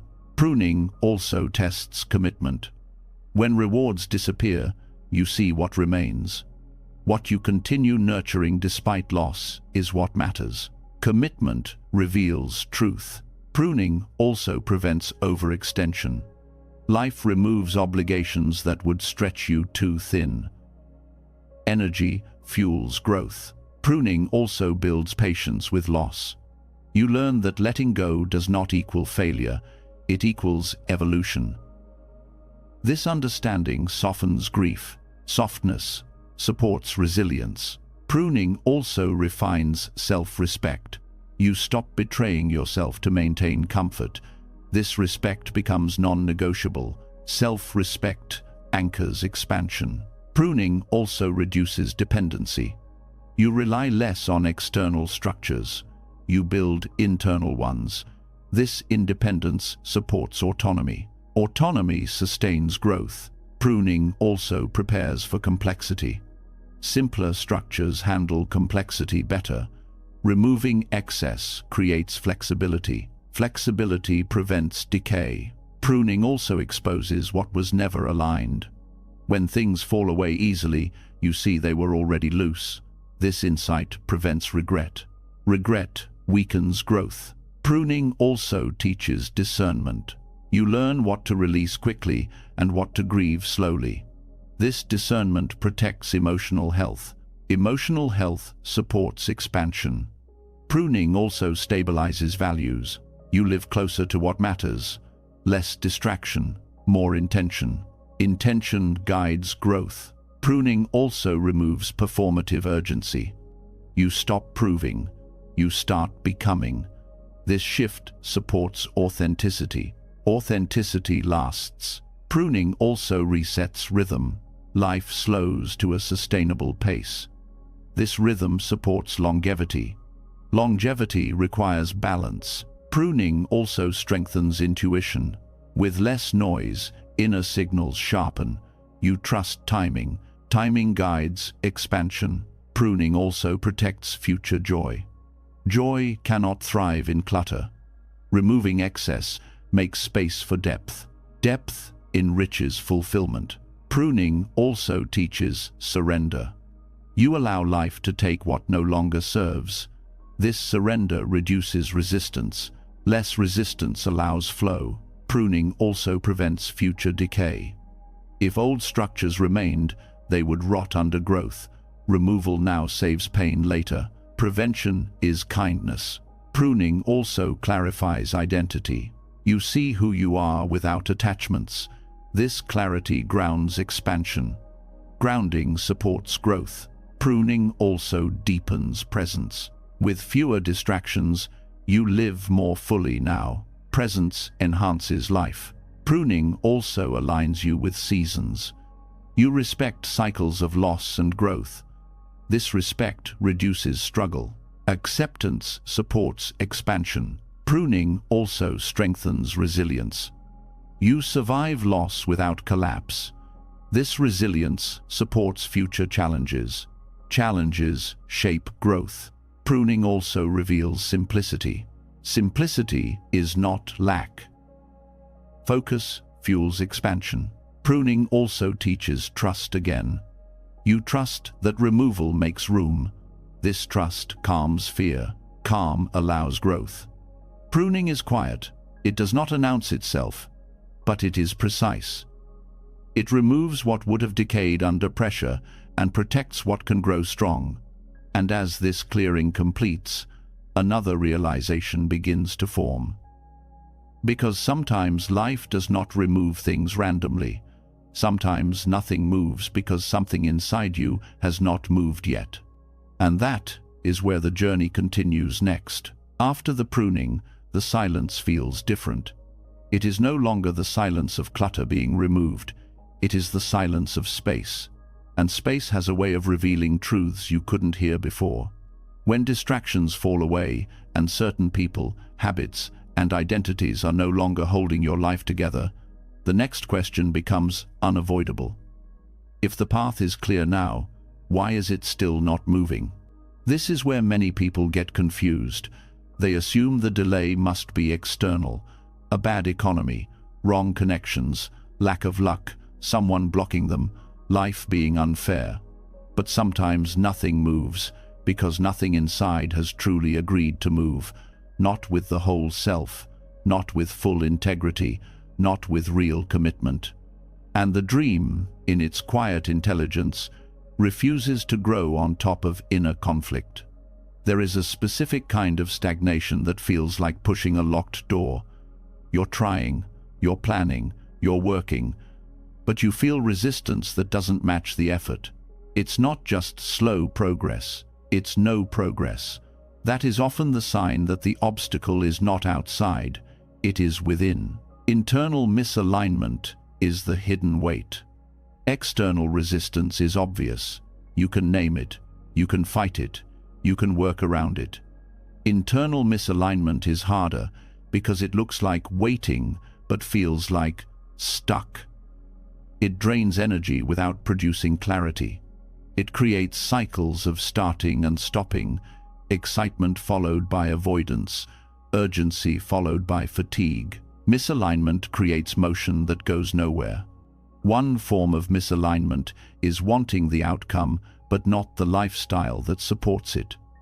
Many dreams require daily behaviors that the current self resists, not because you are lazy, but because something in you associates those behaviors with threat, responsibility, exposure, failure, rejection.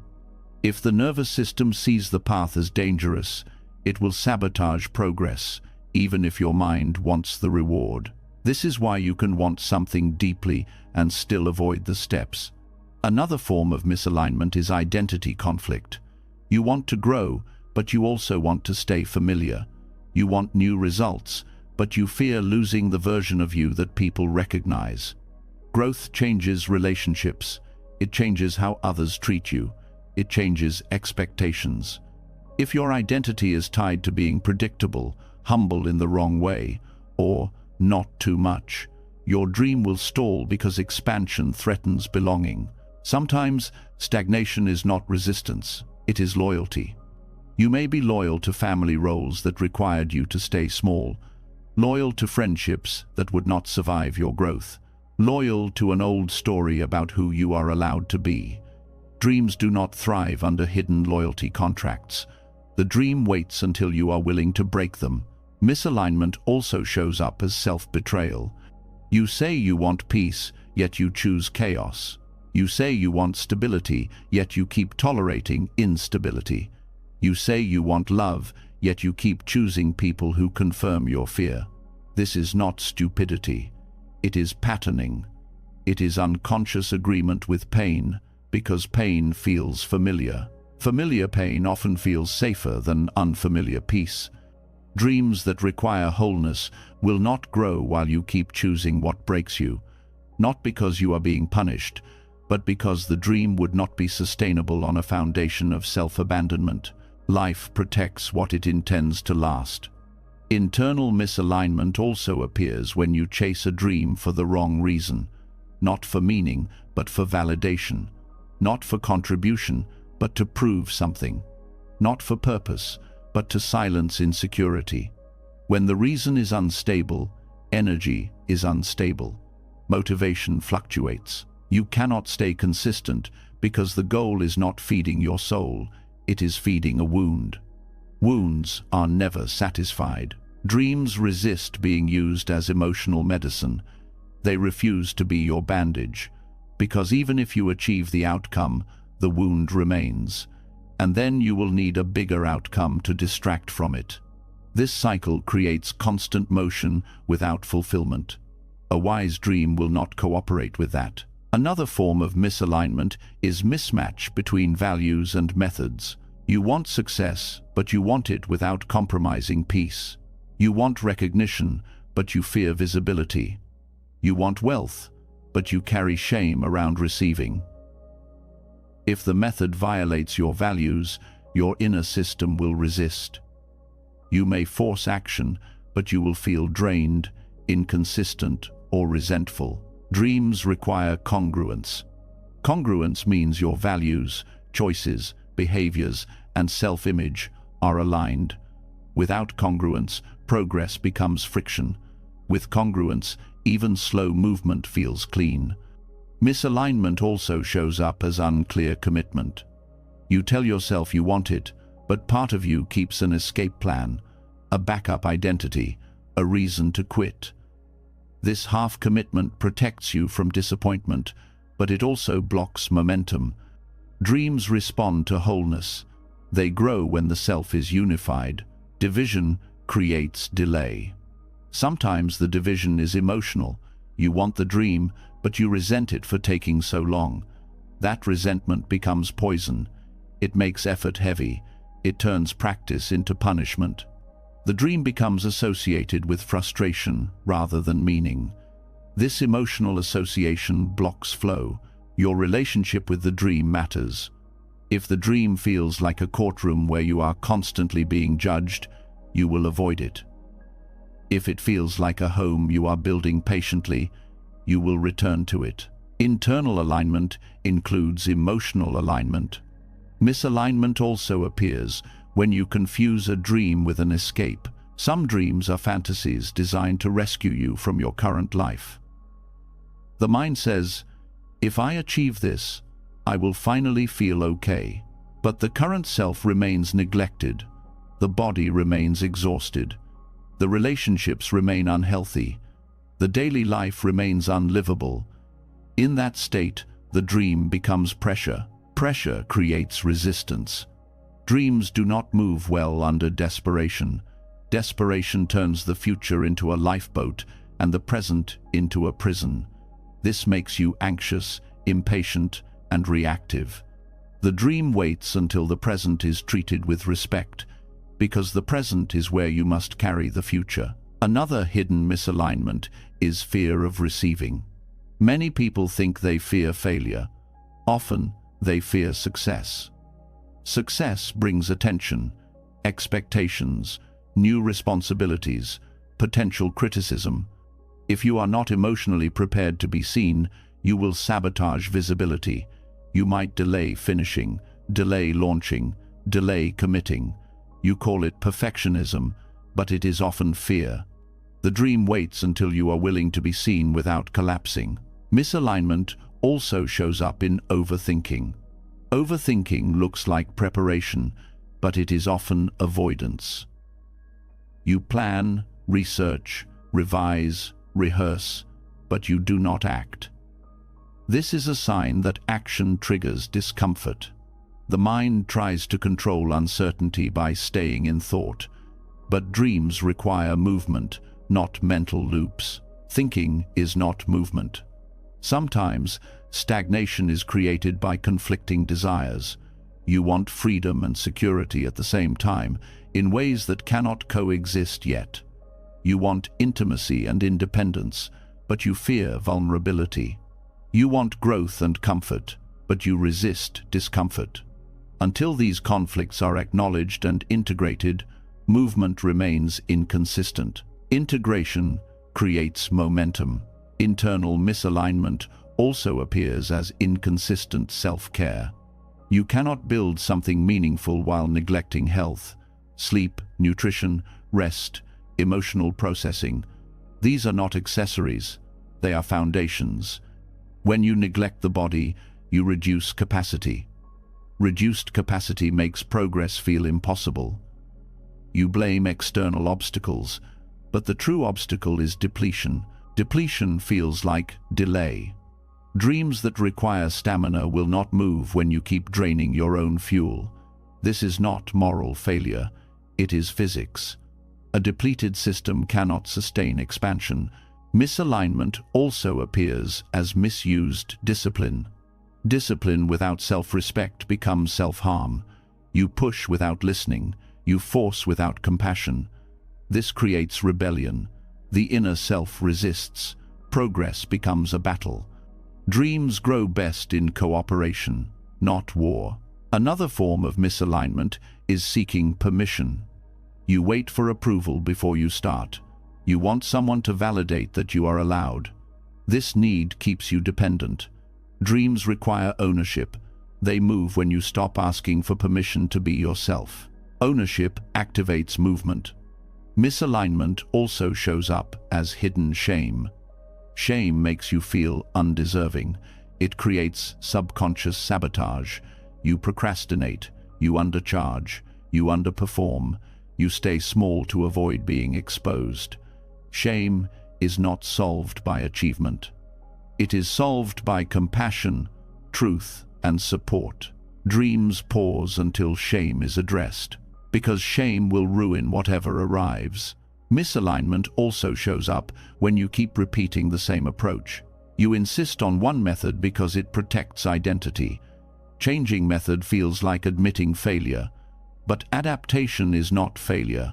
It is intelligence. Dreams often stall until you release pride and become flexible. Flexibility unlocks movement. Sometimes stagnation is a sign that the dream you want is not the dream you need. This is difficult to accept, but delay creates space for discernment. If you feel constant resistance, not from fear but from emptiness, the dream may be wrong. Not bad, just not true. A dream that is not aligned with your nature will always feel heavy. Truth feels lighter, even when hard. Internal misalignment also appears as unspoken grief. Grief takes energy. Unprocessed grief reduces capacity. You try to build while carrying unresolved loss. This creates delay. The dream waits until grief is honored, because expansion on top of grief without healing creates collapse later. Honoring grief restores movement. Misalignment also appears as lack of clarity in why. Your why is the engine. Without it, effort stalls. Delay pushes you to refine why until it becomes real, not borrowed. Real why sustains action. Internal misalignment also appears as constant self-negotiation. You keep bargaining with your worth. You compromise standards. You tolerate disrespect. You abandon needs. This creates instability. Dreams require a stable self.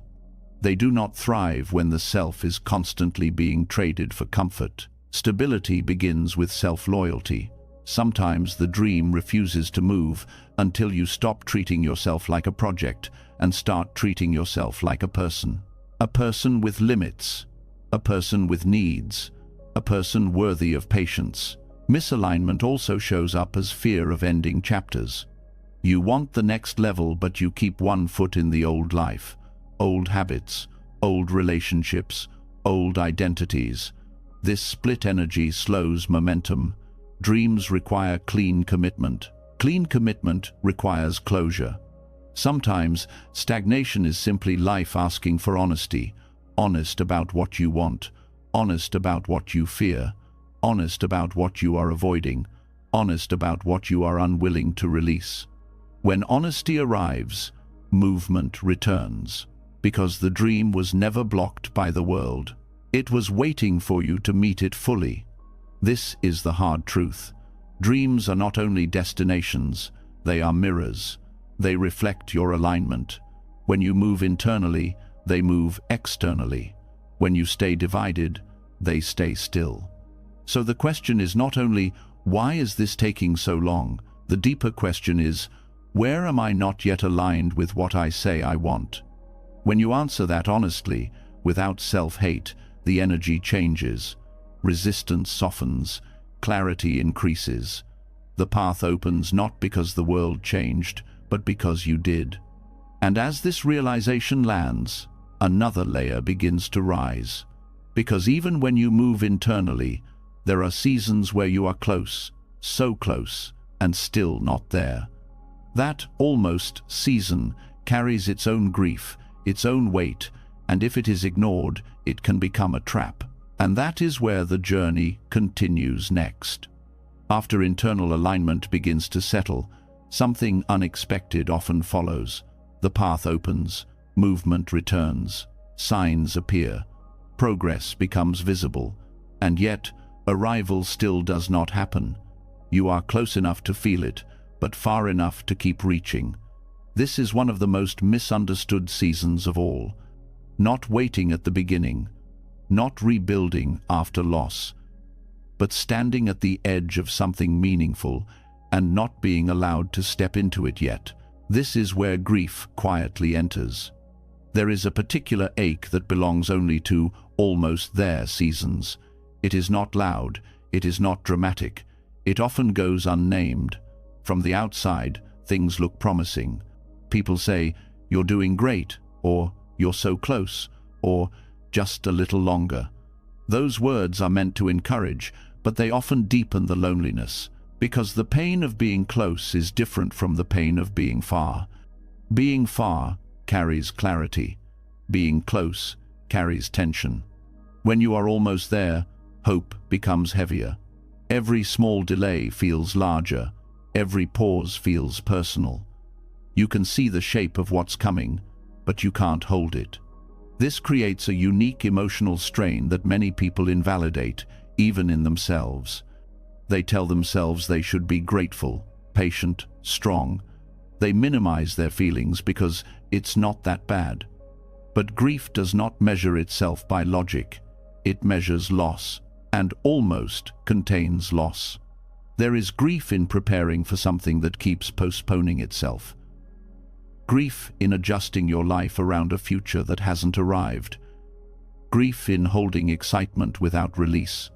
This grief is real, even if nothing visibly wrong is happening. Ignoring it does not make it disappear.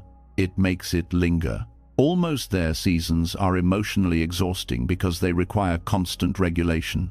You are asked to stay hopeful without relief, motivated without reward, present without resolution. This sustained tension drains the nervous system in quiet ways. People often blame themselves for feeling tired here.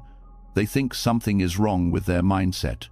In reality, their system has been carrying anticipation for too long without closure. Anticipation without arrival creates fatigue. There is also grief in the identity you've already started to inhabit. You've mentally stepped into the next chapter. You've adjusted your sense of self. You've made internal shifts. But externally, the world hasn't caught up. This creates a split. You are no longer who you were, but not yet who you're becoming. Living in between identities is destabilizing. You feel misunderstood. You don't fully belong where you came from, but you don't yet belong where you're going. This in-between space can feel isolating, even when you're surrounded by people. Almost there seasons also bring grief around timing. You begin to calculate how much life has been spent waiting. You feel the weight of years. Milestones feel closer and farther at the same time. This awareness can trigger quiet panic. Even if you don't name it, time feels louder here. Many people suppress this grief because they fear that acknowledging it will somehow jinx the outcome. They worry that sadness means lack of faith, but grief does not cancel hope. It coexists with it. Unacknowledged grief prolongs suffering because it leaks out sideways. It becomes irritability, numbness, loss of motivation, cynicism, emotional withdrawal. The person keeps functioning, but with less color, less openness. This dulling is not strength, it is protection. Almost their grief also includes the pain of repeated near misses. Each time you think this might be it, and it isn't, something in you braces harder. The disappointment compounds. Even small setbacks feel heavier because they land on top of unresolved sorrow. This is how people become guarded right before breakthrough. Another layer of grief in this season is the grief of restraint. You are holding yourself back from celebrating, from relaxing, from committing fully to joy. You tell yourself, "Not yet." That restraint costs emotional energy. Joy deferred too long turns into tension. There is also grief in witnessing others arrive while you remain paused. Even when you are genuinely happy for them, something inside aches. Comparison feels sharper here, not because of envy, but because proximity makes the contrast more visible. You are not behind. You are close. And that closeness hurts. Almost there, seasons often activate old wounds around hope. If you've been disappointed before, closeness can trigger fear. You may feel yourself pulling back emotionally to protect against another letdown. This creates internal conflict. You want to believe, but you don't want to be hurt again. This push and pull is exhausting. There is also grief in the constant recalibration of expectations. You keep adjusting timelines, you keep revising plans, you keep explaining delays to yourself and others. This repeated mental labor wears you down. Mental exhaustion often hides beneath "I'm fine." Almost their grief also includes mourning the fantasy of how it was supposed to feel. You imagined arrival would be clean, joyful, obvious. Instead, you are stuck in ambiguity. Letting go of that fantasy is a loss in itself. Fantasy dissolving is a form of grief. Many people try to power through this season by staying busy, by focusing harder, by pushing more. But grief cannot be outworked. It needs acknowledgement. Honoring this grief does not mean giving up. It means allowing yourself to feel the cost of waiting without turning it into self-judgment. When grief is acknowledged, it softens. When it is ignored, it hardens. Almost there, seasons also test self-compassion. You may criticize yourself for feeling tired when everything is going well. You may tell yourself to be grateful instead of honest. This self-invalidation deepens pain. Gratitude and grief are not opposites. They can exist together. There is also grief around delayed relief. You are doing the work, you are showing up, you are changing internally, and yet the external relief you hoped for hasn't arrived.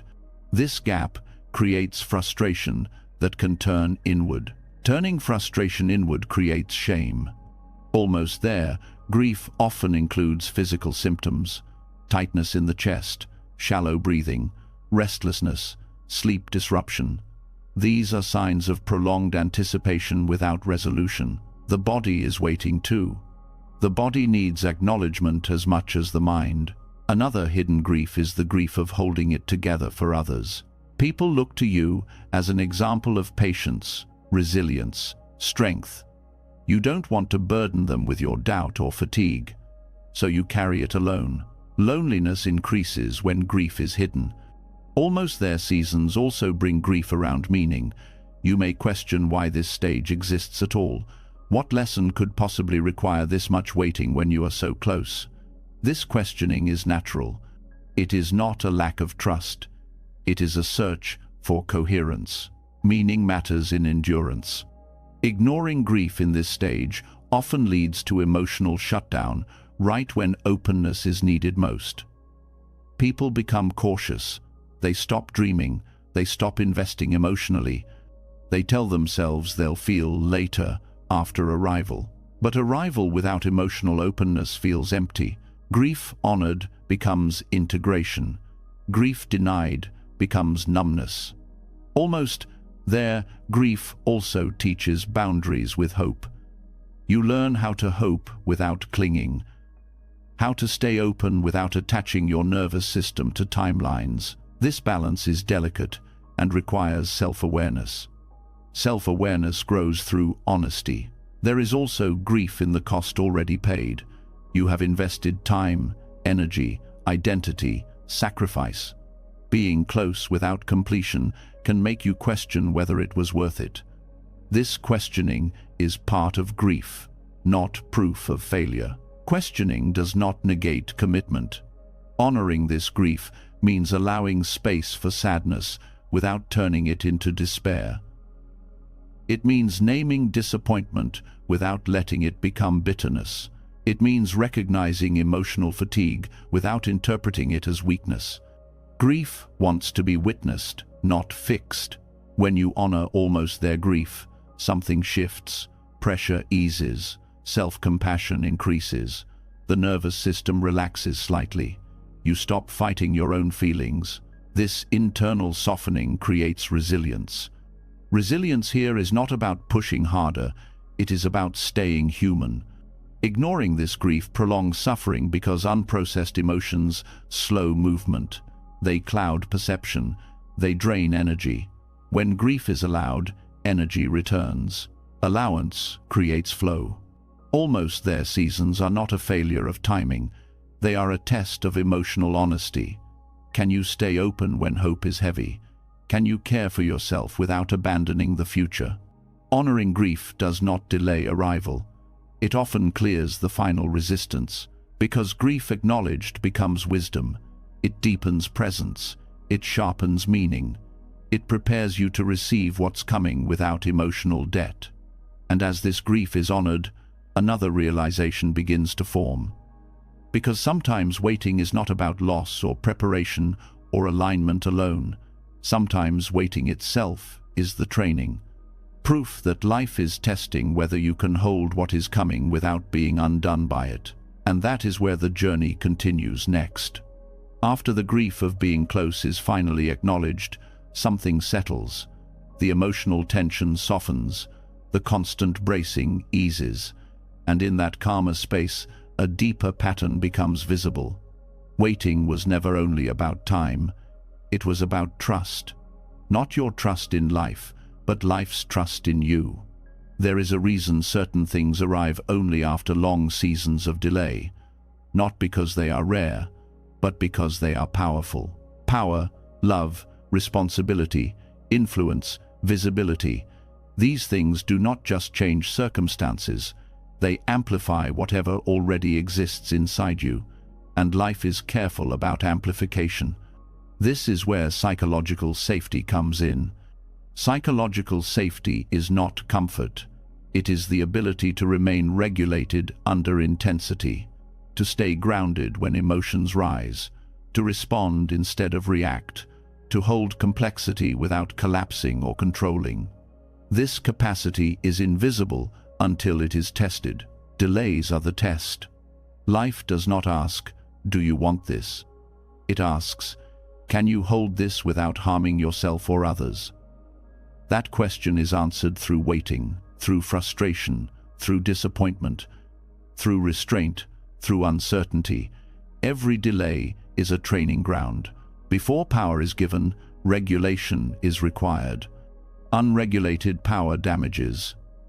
It leaks into control, ego, fear, and reactivity. People think they want power, but what they often want is relief from insecurity. Power given to insecurity multiplies harm. Life prevents this by slowing access. The same is true for love. Deep love exposes wounds. It activates attachment patterns. It triggers fear of loss. Without regulation, love becomes possessive, anxious, or avoidant. Delays in love are not always about compatibility. Sometimes they exist because the nervous system is still learning how to stay safe in closeness. Safety must come before intimacy. Influence works the same way. Being heard, seen, or followed brings pressure. Opinions are projected onto you, expectations rise, criticism sharpens. Without regulation, influence destabilizes identity. People either inflate or collapse. Delay trains emotional steadiness, so influence does not distort the self. This training is subtle. Life creates situations where you feel overlooked, misunderstood, passed over. You experience emotional spikes and learn to bring yourself back to center, over and over. This repetition builds capacity. Capacity is earned, not granted. Psychological safety training also teaches containment.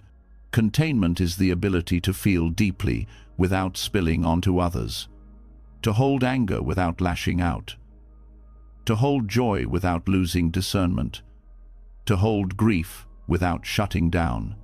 Delays expose emotional leaks so they can be repaired. Unrepaired leaks become damage under pressure.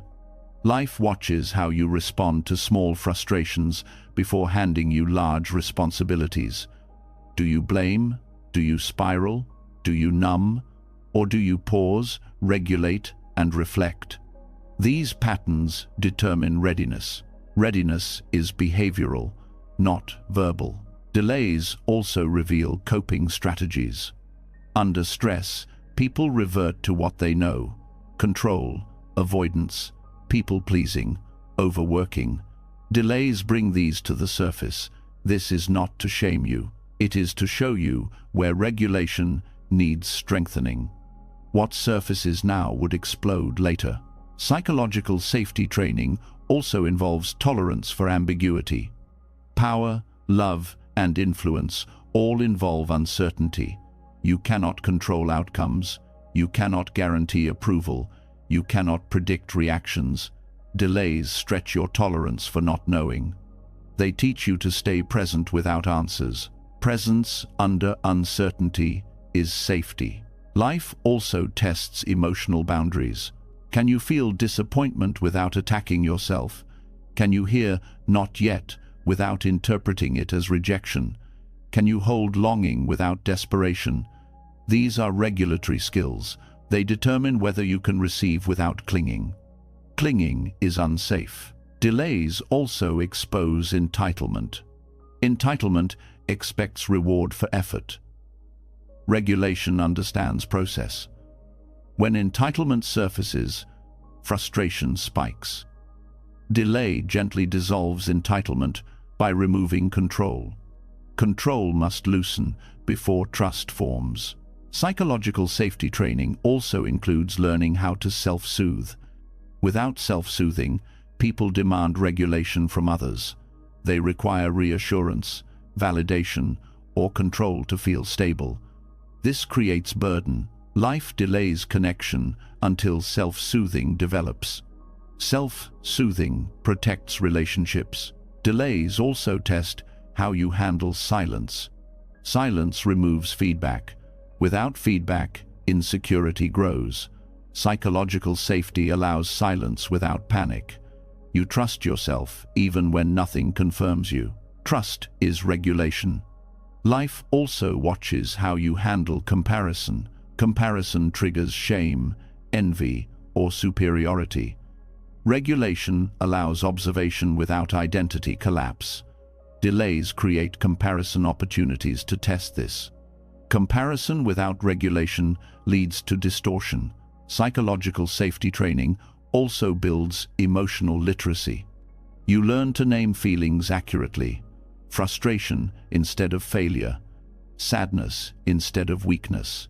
Fear instead of laziness.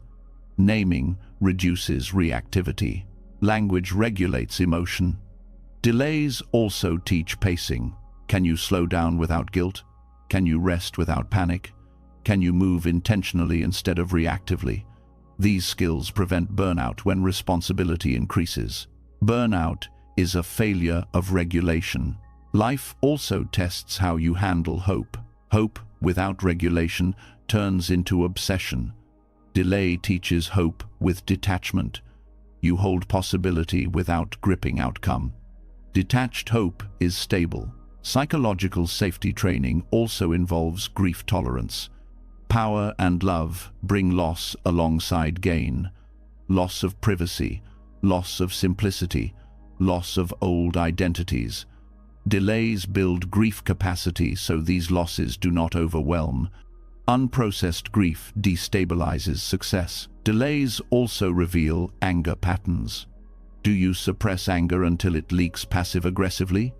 Do you explode? Or can you feel anger and choose response? Regulation requires anger literacy. Anger, ignored, becomes harm. Life also tests humility. Can you remain grounded without recognition? Can you accept correction without collapse? Can you stay open under critique? These responses predict how you'll handle influence. Influence magnifies ego. Psychological safety training also teaches emotional containment in joy. Joy can destabilize just as much as pain. People overspend, overcommit, or lose discernment when overwhelmed by good things. Delays build capacity to hold joy calmly. Calm joy lasts. Delays also teach responsibility for emotional impact. You learn that your moods affect others, your stress transfers, your calm stabilizes. Regulation makes you safer to be around. Safety attracts trust. Life also tests patience with process. Rushing increases mistakes. Delay teaches respect for sequence. This respect prevents damage. Sequence protects integrity. Psychological safety training also involves identity flexibility. Can you adapt without losing self? Can you grow without superiority? Can you change without fear? Delay stretches identity safely. Rigid identity fractures under pressure. Delays also reduce emotional volatility. Repeated exposure to disappointment without collapse trains steadiness. This steadiness becomes baseline. Baseline determines behavior. Life also tests how you handle disappointment toward others. Do you punish, withdraw, or communicate? Regulation supports connection even in unmet expectations. Connection requires regulation. Psychological safety training also teaches listening. When you cannot act, you observe. You listen inwardly and outwardly.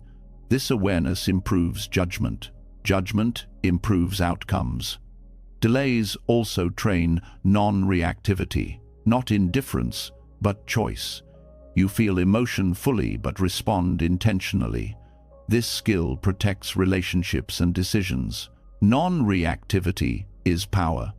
Life also tests how you handle responsibility without control. Can you show up without managing everything? Can you trust others? Delay exposes control patterns. Control blocks collaboration. Psychological safety training also includes self-compassion. Can you be kind to yourself when things stall? Shame dysregulates. Compassion stabilizes. Stability supports growth. Delays also prepare you for visibility. Being seen activates nervous system responses. Delay builds tolerance for attention without collapse. Visibility requires grounding. Life also tests emotional honesty. Can you admit uncertainty? Can you express needs? Regulation allows vulnerability without dependence. Healthy vulnerability builds trust. Psychological safety training also teaches respect for limits. You learn when to stop, when to say no. Limits prevent harm. Boundaries equal safety. Delays also test resilience after setbacks. Can you recover without self-blame? Recovery speed indicates regulation. Recovery predicts longevity. Life also tests patience with others' growth. Can you wait without resentment? This patience protects relationships. Relationships require timing. Psychological safety training also involves ethical restraint. Can you choose integrity when shortcuts appear? Delay reveals values under pressure. Integrity sustains influence. Delays also train emotional endurance. You stay engaged without reward. This endurance supports long-term responsibility. Responsibility requires stamina. Life also tests emotional consistency. Can you stay regulated across moods, or are you only stable when things go well? Delay reveals consistency. Consistency builds trust. Psychological safety training also teaches forgiveness. Holding grudges dysregulates. Delay creates opportunities to release resentment. Release restores energy. Delays also prepare you for leadership. Leadership demands calm in chaos. Delay creates chaos in manageable doses. Training precedes authority. Life also tests how you handle unmet needs. Do you demand, withdraw, or communicate? Regulation shapes response. Response shapes outcome. Psychological safety training also involves trust in timing. You learn that urgency is not truth. This trust reduces anxiety. Reduced anxiety improves decisions. Delays also teach emotional humility. You stop assuming readiness. You remain open to learning. Learning sustains growth. Life also tests compassion under pressure. Can you remain kind when frustrated? Delay reveals this. Kindness is safety. Psychological safety training also builds internal validation.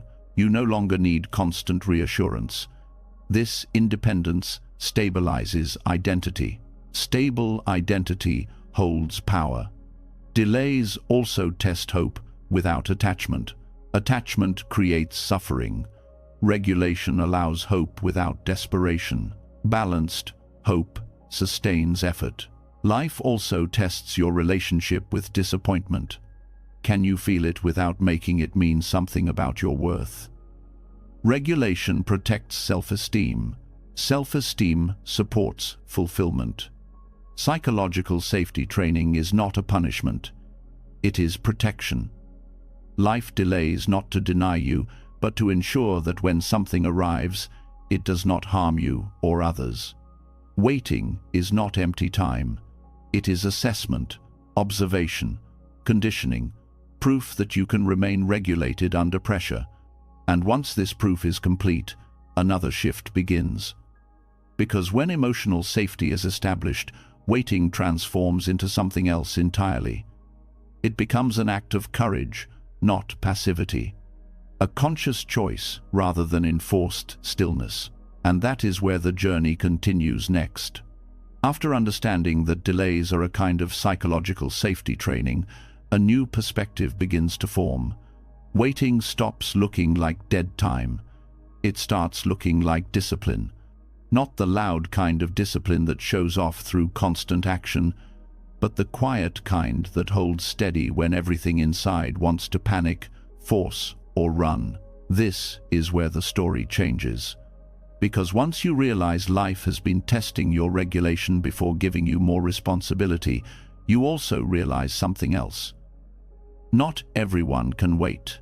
Not because they lack time, but because they lack the inner strength to stay present without control. Waiting, done well, is courage. There is a reason patience is rare. It requires staying exposed. It requires holding uncertainty without turning it into drama. It requires being willing to look behind while still knowing you are not lost.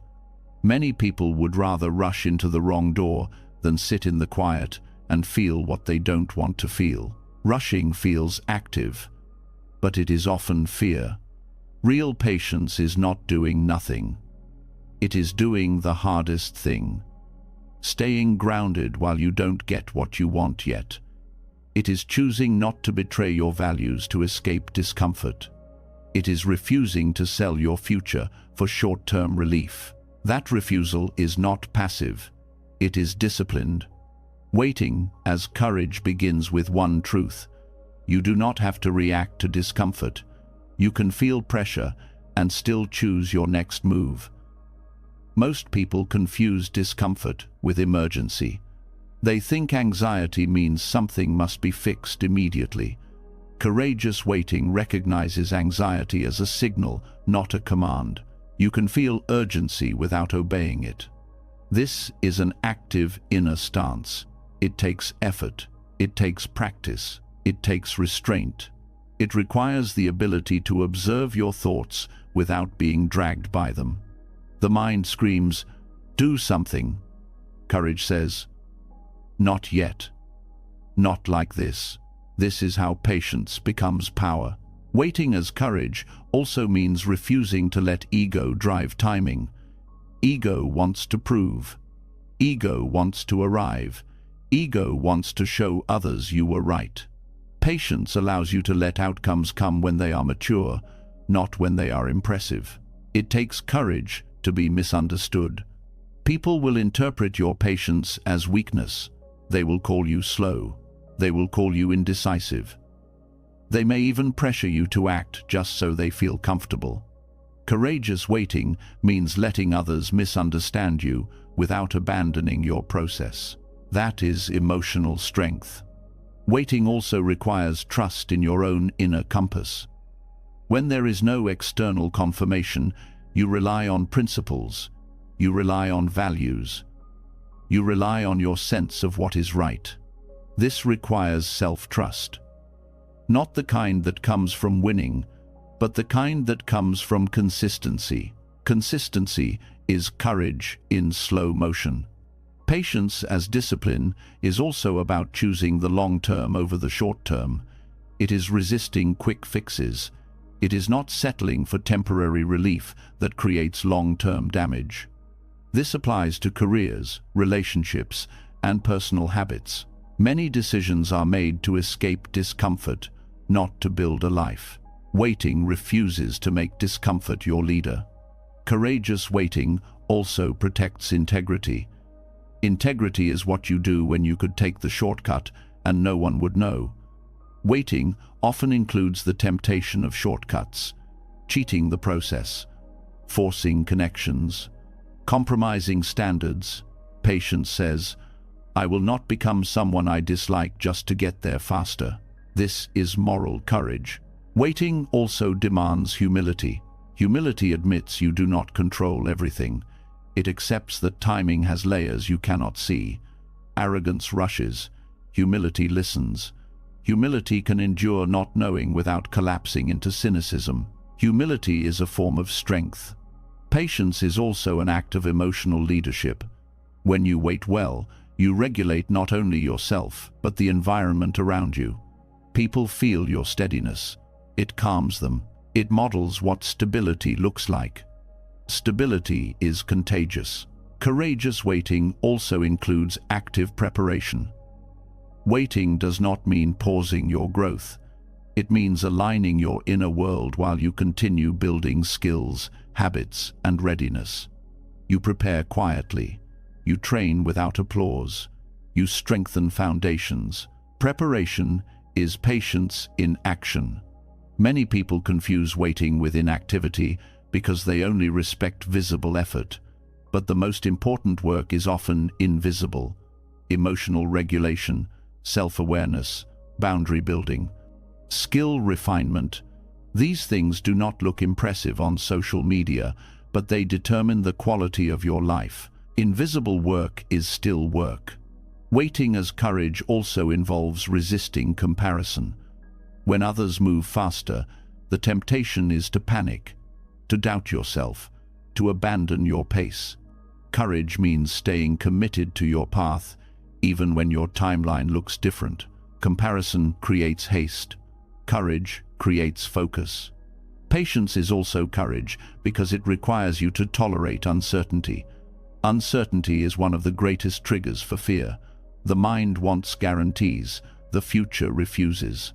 Courageous waiting learns to live without guarantees while still taking responsible steps. This is mature faith. Waiting is also courage because it forces you to face emotions you would rather avoid. Restlessness, doubt, loneliness, disappointment. Many people rush simply to escape these feelings. Patience means staying with them long enough to learn what they are trying to teach. Emotions carry information. When you wait with courage, you listen to that information instead of numbing it. Patience also protects relationships. In relationships, rushing creates pressure. It demands certainty. It forces roles. Courageous waiting allows people to grow at their pace. It creates space for honest connection rather than forced attachment. Forced connection creates fragility. Waiting also prevents self-betrayal. Many people act quickly to avoid looking foolish. They accept less than they deserve. They say yes when they mean no. They compromise. Patience gives you time to choose from strength, not from fear. Strength chooses slowly. Waiting as courage also includes the ability to hold hope without obsession. Obsession is not hope. Obsession is anxiety wearing hope's clothing. It demands constant signs, constant reassurance, constant progress. Courageous waiting holds hope gently. It remains open, but not frantic. Gentle hope is stable. Patience also means staying committed even when results are delayed. This is where discipline is tested. You keep showing up, you keep practicing, you keep refining. Not because the reward is immediate, but because the work is aligned. Alignment sustains discipline. Waiting as courage also includes saying no to distractions that promise fast relief. Distractions are often disguised as opportunities. They look productive, but they pull you away from your deeper path. Courage means staying focused on what matters most. Focus is a form of devotion. Patience also requires emotional boundaries with other people's timelines. People will rush you because they are uncomfortable with waiting. Their anxiety becomes pressure. Courageous waiting means you do not adopt their urgency as your own. Their panic is not your clock. Waiting as courage also involves accepting that growth happens in cycles. There are seasons for building, seasons for pruning, seasons for resting, seasons for expanding. Courage means honoring the season you are in instead of forcing a different one. Forcing seasons breaks you. Patience also trains inner stability. When you wait well, you prove to yourself that you can survive delay. This proof builds confidence. Confidence that is not dependent on outcome. Confidence becomes calm. Waiting also strengthens discernment. When you don't rush, you notice details. You see red flags. You recognize misalignment. You avoid mistakes that speed would have caused. Discernment is protection. Patience is also courage because it requires you to endure being underestimated. People respect quick wins. They overlook slow builders. Courageous waiting means you continue building quietly while others overlook you. Underestimation can be freedom. Waiting also prevents premature exposure. Some things need privacy to grow. Some skills need time to mature. Courageous waiting protects your work from being judged too early. Privacy supports development.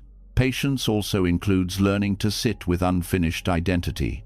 You are not fully who you used to be, and not yet who you are becoming.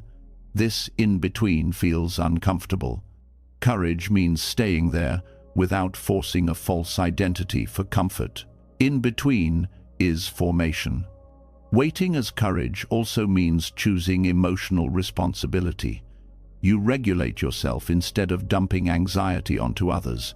You hold your fears without making them someone else's job. Emotional responsibility is maturity. Patience also invites simplicity. When you are not rushing, you stop overcomplicating. You do what matters. You let go of noise. Simplicity strengthens focus. Waiting as courage also means letting life unfold without constant control. Control is not strength.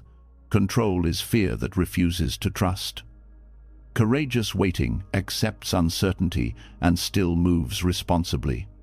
Responsible movement is not rushing. Patience is also an act of self-respect. You refuse to settle for what is not aligned. You allow time to bring the right conditions rather than forcing the wrong ones. Self-respect has a clock of its own. Waiting as courage also means honoring small progress.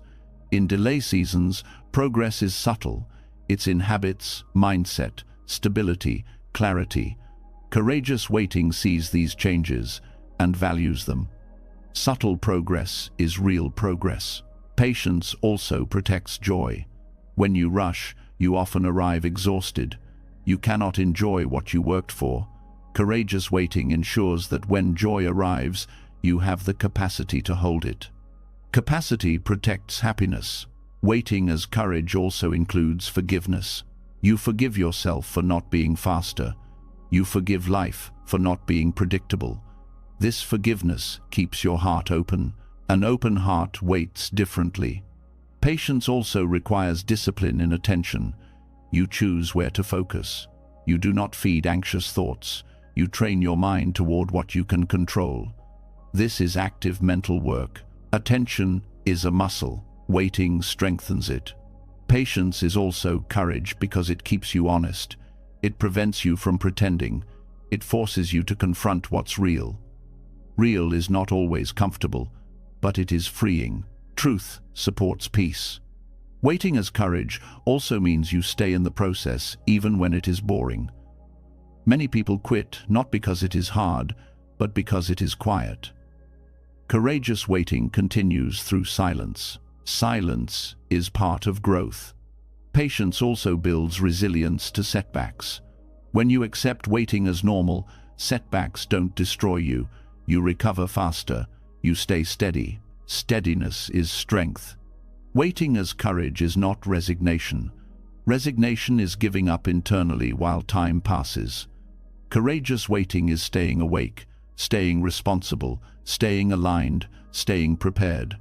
It is holding your future without forcing it. It is the discipline of not becoming someone you dislike just to escape discomfort. And as this patience becomes stronger, another truth begins to emerge. Because courage in waiting is not only about endurance, it is also about protection. Some outcomes come with weight, and if your identity is not stable, success can break you. That is where the journey continues next. As waiting turns into courage, another truth quietly follows. Courage is not only about endurance, it is also about protection, because there is a kind of damage that does not come from failure, but from arriving too fast. Not everything that looks like a blessing feels like one, once it lands on an unprepared identity. This is where delays reveal another purpose. They are not only shaping patience, they are building structure, internal structure, the kind that holds weight when life suddenly expands. Without it, success does not elevate, it fractures. There is a specific kind of collapse that happens when success arrives faster than identity can adapt. From the outside, it looks like confusion, burnout, arrogance, addiction, or self-sabotage. From the inside, it feels like losing yourself. People describe it as emptiness, pressure, fear of being exposed, or the sense that they are living someone else's life. This is identity collapse. Identity collapse happens when external change outpaces internal coherence, when roles multiply faster than self-understanding, when expectations arrive before boundaries, when recognition comes before self-trust. The self cannot keep up, so it splinters. Delays prevent this. Identity is not a label, it is a system. It includes values, emotional regulation, self-concept, boundaries, meaning, and self-respect. This system must be built gradually. Instant success skips construction and demands load-bearing performance immediately. Most people do not realize how heavy success is. Success brings attention. Attention brings projection. Projection brings pressure. Pressure exposes cracks. If identity is built on validation, comparison, or performance, pressure destroys it. Delays slow exposure, so identity can solidify. One way delays prevent collapse is by separating self-worth from outcome. When you wait, you learn who you are without reward. You learn how to exist without applause. This creates a self that does not panic when attention arrives.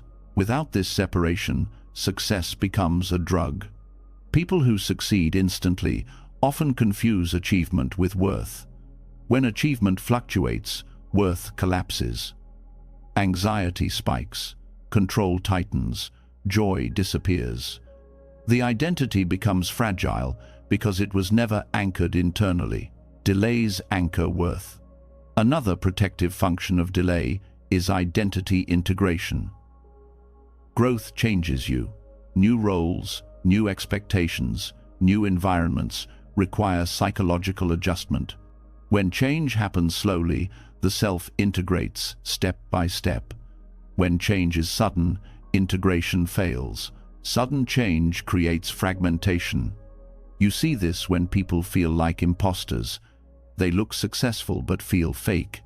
This is not always insecurity. It is often unintegrated identity. The outer role arrived before the inner self caught up. Delays give the self time to catch up. Delays also protect values. When success comes fast, values are tested immediately. Money, power, or recognition demand decisions. Without clarity, people compromise without noticing. Over time, this erodes self-respect. Self-respect erosion leads to collapse. Waiting clarifies values before they are tested. You decide who you are before the stakes are high. This protects integrity when pressure arrives. Delays also prevent identity inflation. Inflation happens when people over-identify with success. They become the role, the title, the image. This feels empowering at first, but it creates dependency. When the role is threatened, the self panics. Delay teaches identity beyond roles. When you have waited, you know you exist without the role. This knowledge prevents panic when roles change. Delays also build emotional resilience. Success amplifies emotion. Praise feels intense. Criticism feels sharper. Without emotional regulation, people swing between euphoria and despair.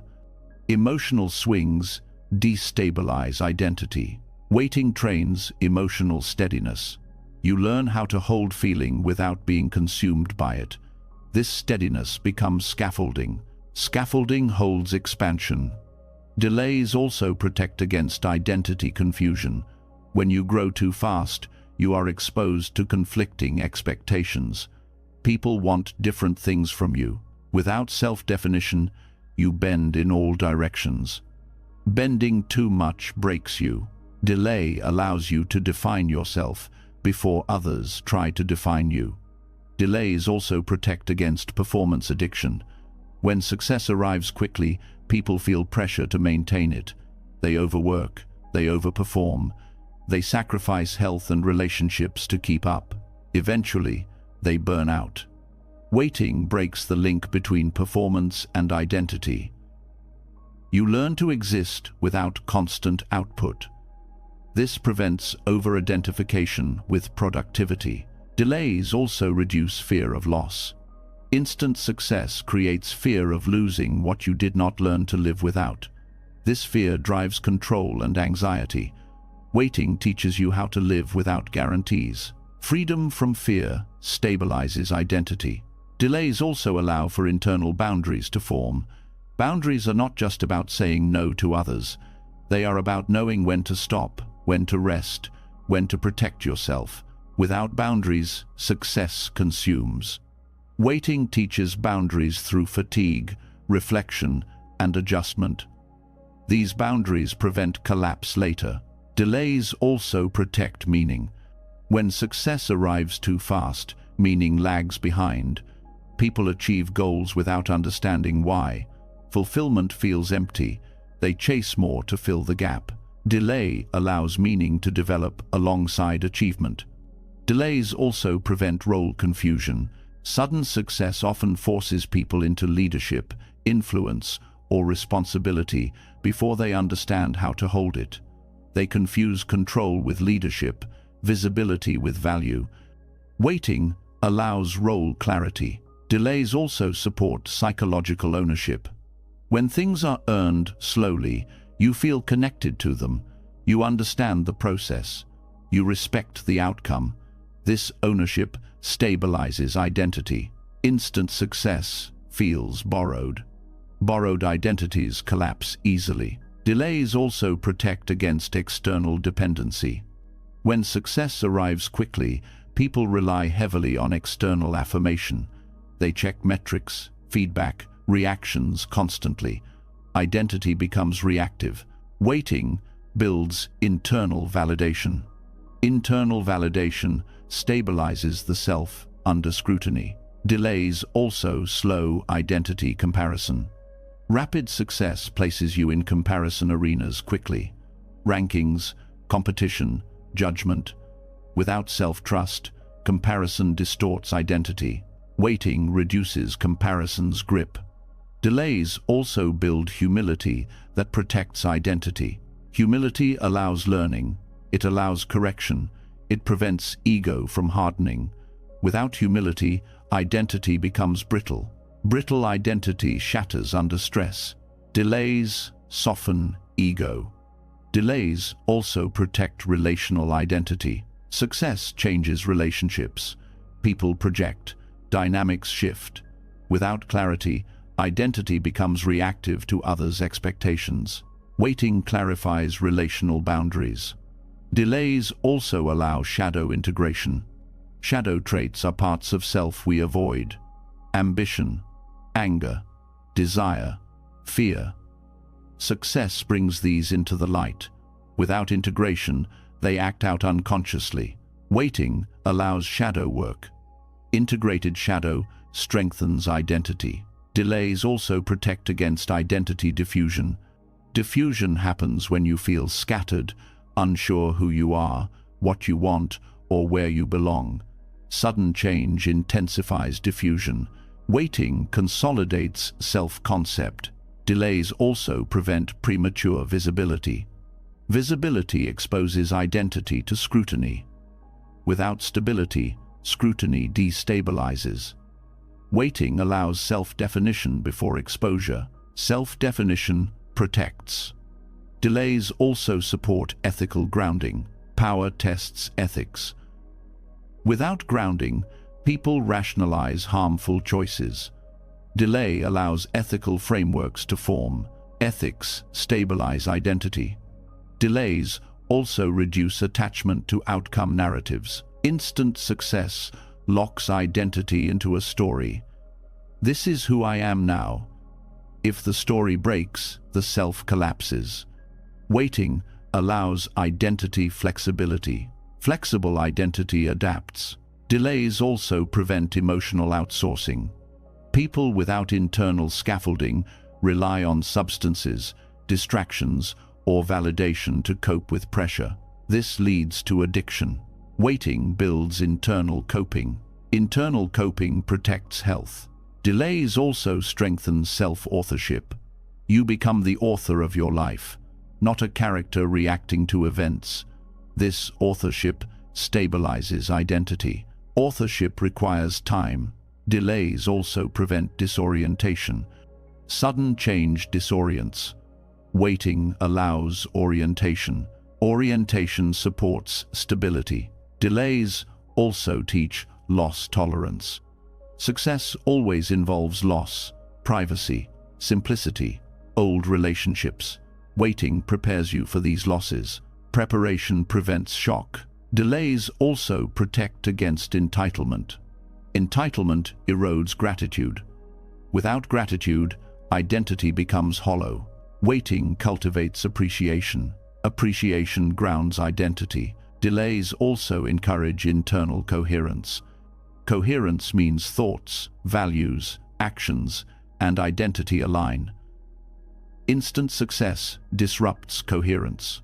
Waiting builds coherence. Delays also protect against identity foreclosure. Foreclosure happens when identity becomes fixed too early. Waiting keeps identity open and evolving. Evolution prevents collapse. Delays also build self-efficacy. You learn you can survive uncertainty. This confidence stabilizes identity. Confidence reduces panic. Delays also prevent emotional whiplash. Rapid success brings emotional highs and lows. Waiting smooths emotional range. Stability preserves self. Delays also allow purpose to mature. Immature purpose cannot hold success. Waiting matures intention. Mature intention stabilizes identity. Delays also teach stewardship. You learn to care for what you receive. This care prevents misuse. Misuse destroys identity. Delays also protect joy. Without internal scaffolding, joy becomes fragile. Waiting builds capacity for joy. Capacity prevents collapse. Delays are not barriers to identity, they are builders of it.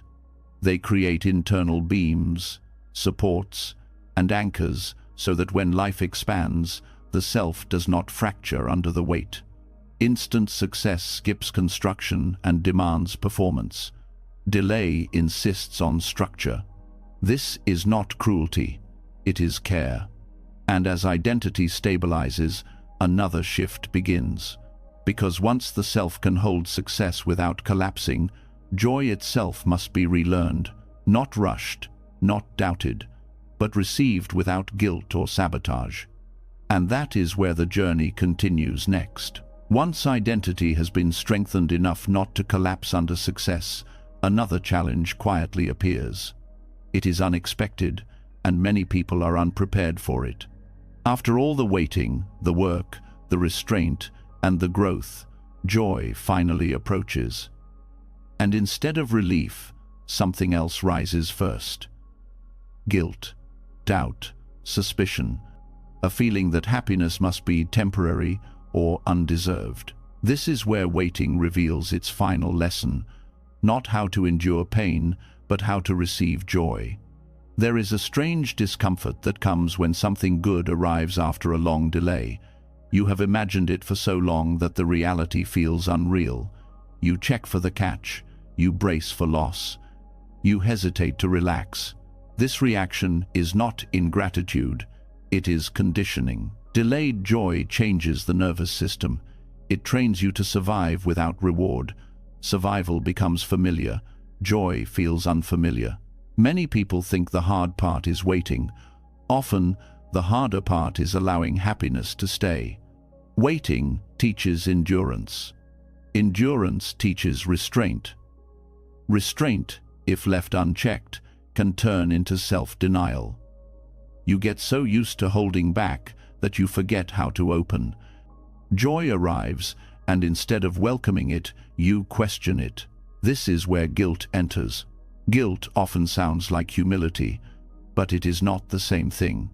Guilt says, others are still suffering, so I shouldn't be happy. Guilt says, if I enjoy this, I'm tempting fate. Guilt says, if I relax, something bad will happen. These beliefs are learned, not true. Delayed joy exposes them. When happiness comes quickly, people accept it casually. When it comes late, people scrutinize it. They ask if they earned it enough, if they waited long enough, if it is safe to trust. Waiting creates seriousness. Joy requires lightness. One of the hidden lessons of delay is teaching you that joy is not a reward you cash in all at once. It is a capacity you must develop. You learn to hold happiness without tightening, without scanning for danger, without minimizing it. This is not automatic, it is learned. Delayed joy teaches discernment between gratitude and guilt. Gratitude allows joy to expand, guilt contracts it. Gratitude says, this is meaningful. Guilt says, this is risky. Waiting gives you time to notice the difference.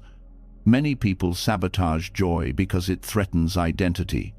If you have built your sense of self around struggle, patience, or endurance, happiness can feel like betrayal. You may unconsciously create problems just to return to familiar ground. Waiting helps loosen that identity. It teaches you that struggle was a season, not a personality. That patience was a skill, not a life sentence. That suffering was a teacher, not a requirement. Delayed joy also teaches trust in stability. When joy comes after waiting, you learn that it does not vanish immediately. You learn to sit in it, to breathe, to let your shoulders drop. This retrains the nervous system from vigilance to presence. Presence allows joy to deepen. Another reason delayed joy feels difficult is because you have grieved along the way.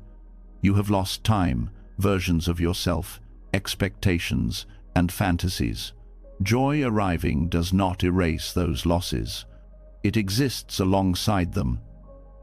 This complexity can feel confusing. Waiting teaches emotional complexity.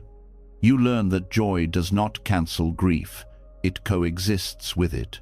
You can feel both without invalidating either.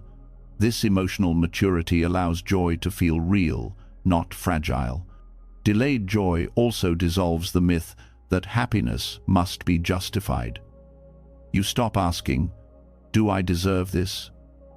and start asking, "Can I receive this responsibly?" This shift matters. Deserving is a moral judgment.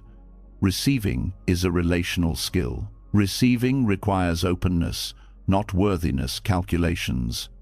Waiting also teaches you how to recognize subtle joy.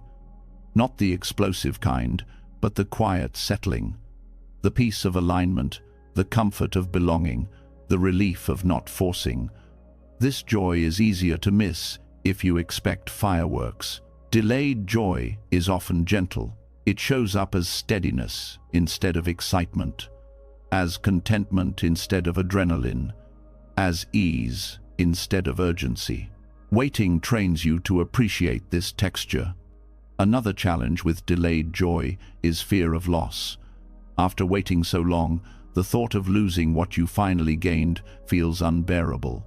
This fear can cause clinging, overprotection, anxiety. These reactions suffocate joy. Waiting teaches non-attachment. You learn that joy is not secured by gripping it. It is secured by presence, by allowing it to move naturally, by trusting that you can survive change again if needed. Delayed joy also teaches you to stop postponing life. Many people live in after mode. After I succeed, after I heal, after I arrive. Waiting reveals the cost of this postponement. When joy finally comes, you realize how many moments you skipped. This awareness encourages full participation now. Waiting also challenges the belief that joy must be productive. You learn to enjoy without optimizing, to rest without earning it again, to laugh without a reason. This rehumanizes you. Joy does not need justification. Delayed joy also retrains your relationship with pleasure. Pleasure can feel dangerous if you associate it with loss or disappointment. Waiting allows pleasure to arrive slowly, in manageable doses. This builds trust. Trust allows pleasure to stay. Another lesson of delayed joy is allowing others to witness your happiness. After long struggle, people often hide joy to avoid envy or disappointment. But hiding joy reinforces guilt. Waiting teaches you that joy shared responsibly does not harm others. Joy can coexist with compassion. Delayed joy also teaches you how to stop scanning for the next problem. Hypervigilance keeps the body tense. Waiting trains patience with uncertainty. When joy arrives, that patience helps you stay present instead of anticipating collapse. Presence protects joy. Waiting also softens disbelief. Disbelief says, "This won't last." Waiting replaces that with experience. You learn that good things can endure, that stability is possible. This belief shift changes how deeply you enjoy. Delayed joy also reveals how much you have changed. You receive happiness differently now, more gently, more consciously, less desperately. Waiting matured your capacity. Mature joy is sustainable. Another part of receiving joy without guilt is releasing comparison. When joy comes late, you may feel behind. You may compare your happiness to others. Waiting teaches you that timing does not define value. Your joy is not smaller because it came later. Late joy is not lesser joy. Waiting also dissolves the need to rush joy. You do not try to extract everything from it immediately. You let it unfold. This patience allows depth. Depth makes joy meaningful. Delayed joy also invites gratitude without pressure. Gratitude that is quiet, not performative. Not "I should be thankful," but "I notice this." This noticing deepens satisfaction. Waiting also teaches you to receive support without shame. Joy often comes with help from others. Waiting humbles you enough to accept help without guilt. This strengthens connection. Connection amplifies joy. Another challenge delayed joy addresses is self-sabotage through overthinking. You analyze happiness until it loses spontaneity. Waiting trains trust in experience over analysis. Experience must be lived. Delayed joy also teaches forgiveness toward yourself.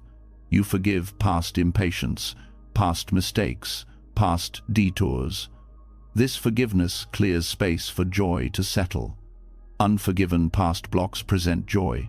Waiting also reframes happiness as something you steward, not something you chase. You care for it through balance, boundaries, and presence.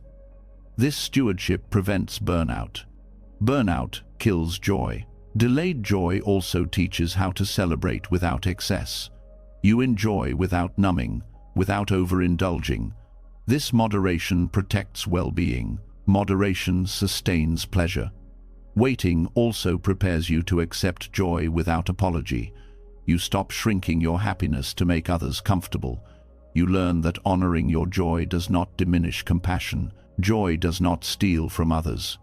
Delayed joy also builds trust in cycles. You understand that joy ebbs and flows. You stop panicking when it softens. This calm acceptance allows joy to return naturally. Acceptance stabilizes emotion. Another gift of delayed joy is clarity about what happiness actually feels like to you. Not what culture promised, not what you imagined, but what fits. This clarity prevents chasing illusions. Illusions drain energy. Waiting also teaches you to stay grounded in joy.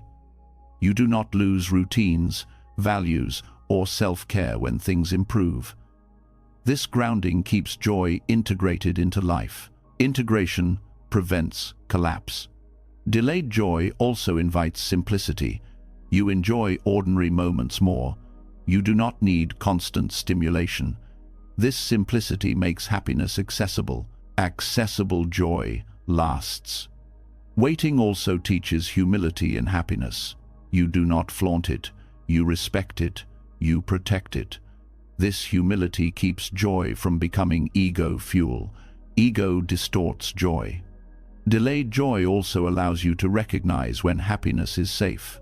Safety is not excitement, it is calm. Waiting teaches you to trust calm happiness. Calm happiness is deep. Another important lesson is releasing the belief that suffering is required. Waiting shows you that suffering was a season, not a prerequisite. Joy does not need pain to justify it. Joy does not owe suffering.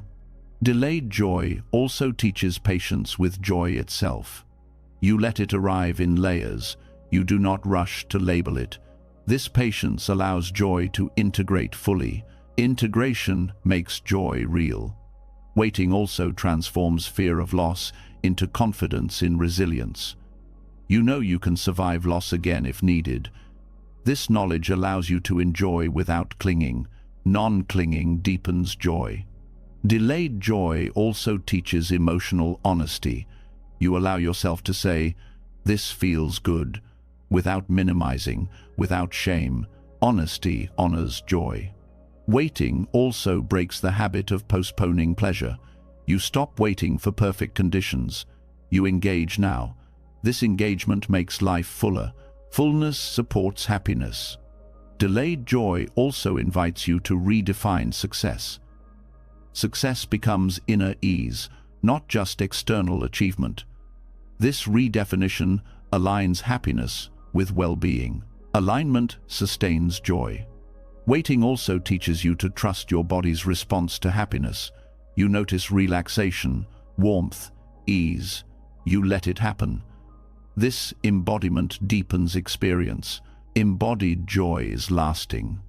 Delayed joy also helps you recognize when guilt is old programming. You challenge it. You choose presence instead. Choice empowers joy. Waiting also teaches reverence for joy. You treat it as something precious, not something to exploit. This reverence protects it. Protection allows longevity. Delayed joy also encourages balance between celebration and routine. You enjoy without abandoning structure. This balance supports mental health. Structure supports joy. Waiting also teaches you to receive without proving. You do not perform happiness. You live it. Living joy is freedom. Delayed joy also helps you stop fearing happiness as a setup. You trust life's rhythm. This trust allows openness. Openness welcomes joy. Waiting also reminds you that happiness is not the opposite of pain. It is the presence of meaning, peace, and connection. Meaningful joy endures. Delayed joy also teaches patience with integration. You allow happiness to become familiar. Familiarity reduces anxiety. Familiar joy is safe. Waiting also helps you let go of survivor identity. You are no longer just enduring, you are living. This shift is profound. Living is the point. Delayed joy is not lesser joy. It is refined joy. It arrives after you have learned how not to destroy it. Waiting teaches you how to receive happiness without guilt, without disbelief, and without sabotage. And as this joy becomes stable, another realization begins to form, because your journey, your waiting, and your lessons were never meant to stay with you alone. There are people you have not met yet who will need what you learned. And that is where the journey continues next. When delayed joy finally becomes something you can hold without guilt, a new kind of quiet begins to settle in you. It is not the quiet of waiting anymore. It is the quiet of steadiness. And in that steadiness, you start noticing a strange shift. Your pain feels less random. Your story feels less private. Your survival starts to look like preparation for something beyond you. This is where the journey reveals another hidden purpose. Some delays are not only for your growth, they are for your usefulness. Not usefulness as productivity, but usefulness as presence. Because there are people you have not met yet who will one day need proof that what they're going through is survivable, and you will be that proof. There is something powerful about being witnessed by someone who understands without needing an explanation. Not someone who gives advice from theory, but someone whose calm came from real struggle. Waiting seasons create that kind of person. They turn your experience into a language that can reach others. Life does not only build you for outcomes, it builds you for impact. Delays position you to become a witness. A witness is not just an observer. A witness is someone who can look at another person's pain and say, without performance, I recognize this. That recognition is healing, because one of the deepest wounds people carry is the feeling that their suffering is abnormal. Your journey gives you the ability to normalize what others are ashamed of. Most people don't need a perfect mentor. They need a human one, someone who understands setbacks, confusion, and the slow pace of healing, someone who doesn't panic when things take time. Delays teach you how not to panic. That calm becomes a gift. There is a reason some people cannot help others, even with good intentions. They rush, they minimize, they try to fix what needs to be felt. They offer cliches because they can't tolerate discomfort. But someone who has lived through waiting can sit with pain without trying to escape it. That ability saves people quietly. Delays also build credibility you cannot fake. Not the credibility of fame, but the credibility of truth. When you speak from lived experience, people feel it. Your words land differently. Your presence carries weight. Weight comes from what you endured, not what you achieved. This is why your journey needs witnesses you haven't met yet, because your future influence will not come only from success. It will come from the way you survived the gap between effort and outcome. People connect to the gap, not the highlight. Delays also teach you how to tell the truth without bitterness. Many people go through hard things and become hardened. They become cynical. They turn pain into a weapon. But delays, when processed, turn pain into compassion. Compassion is what makes your story safe for others. There are people who will meet you later in life, not by accident, but because your timing will align. They will be in a season you once lived through. They will be confused, tired, close to giving up. And something in your tone, your steadiness, your words will tell them, you're not crazy. You're not weak. You're in the process. Sometimes that is all a person needs to keep going.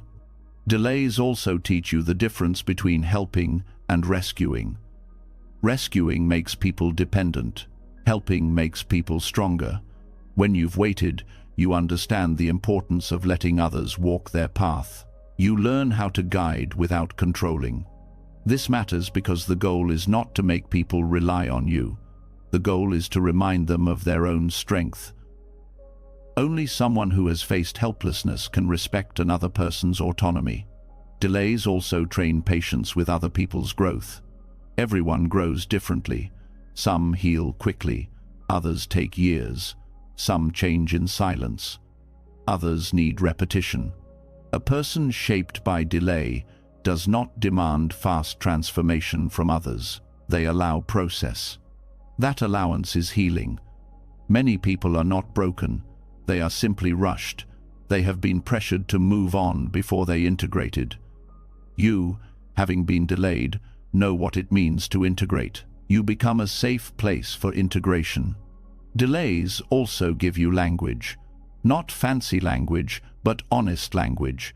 You learn how to name what you once could not name: restlessness, shame, loneliness, the grief of being close but not arrived.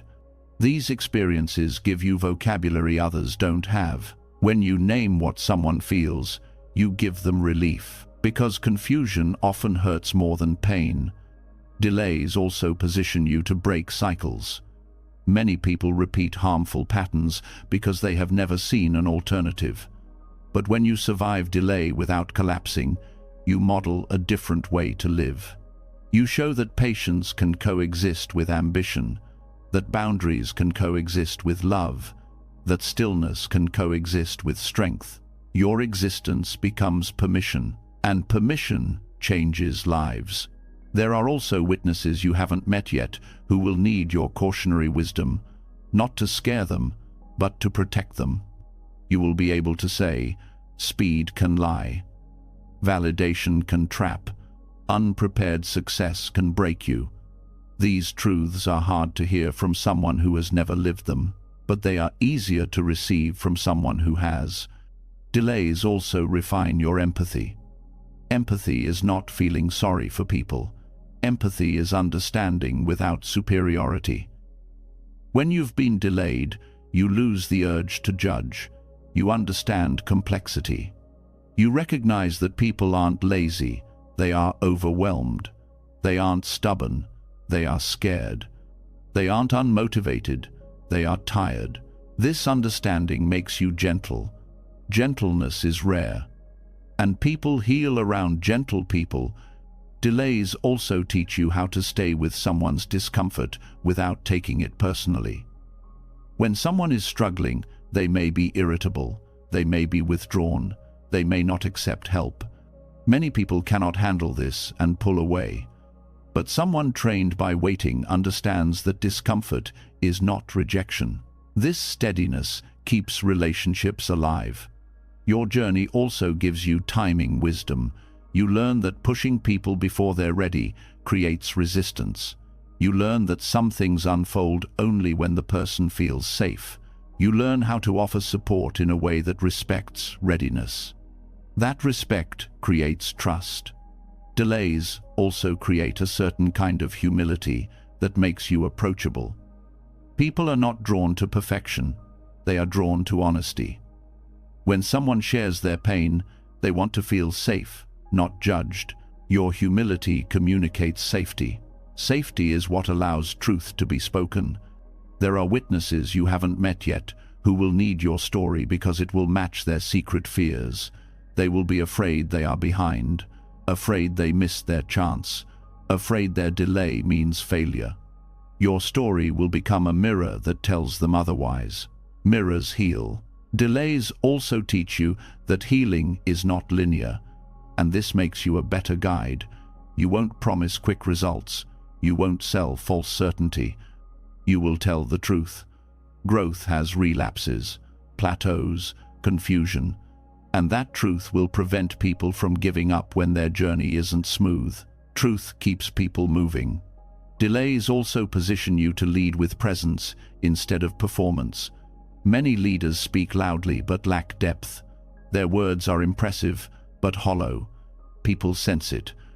But a person shaped by waiting leads differently. They don't need to dominate. They don't need to prove. They guide through steadiness. Steadiness is leadership. Your journey also teaches you how to hold grief in others. You know, grief doesn't need fixing. It needs witnessing.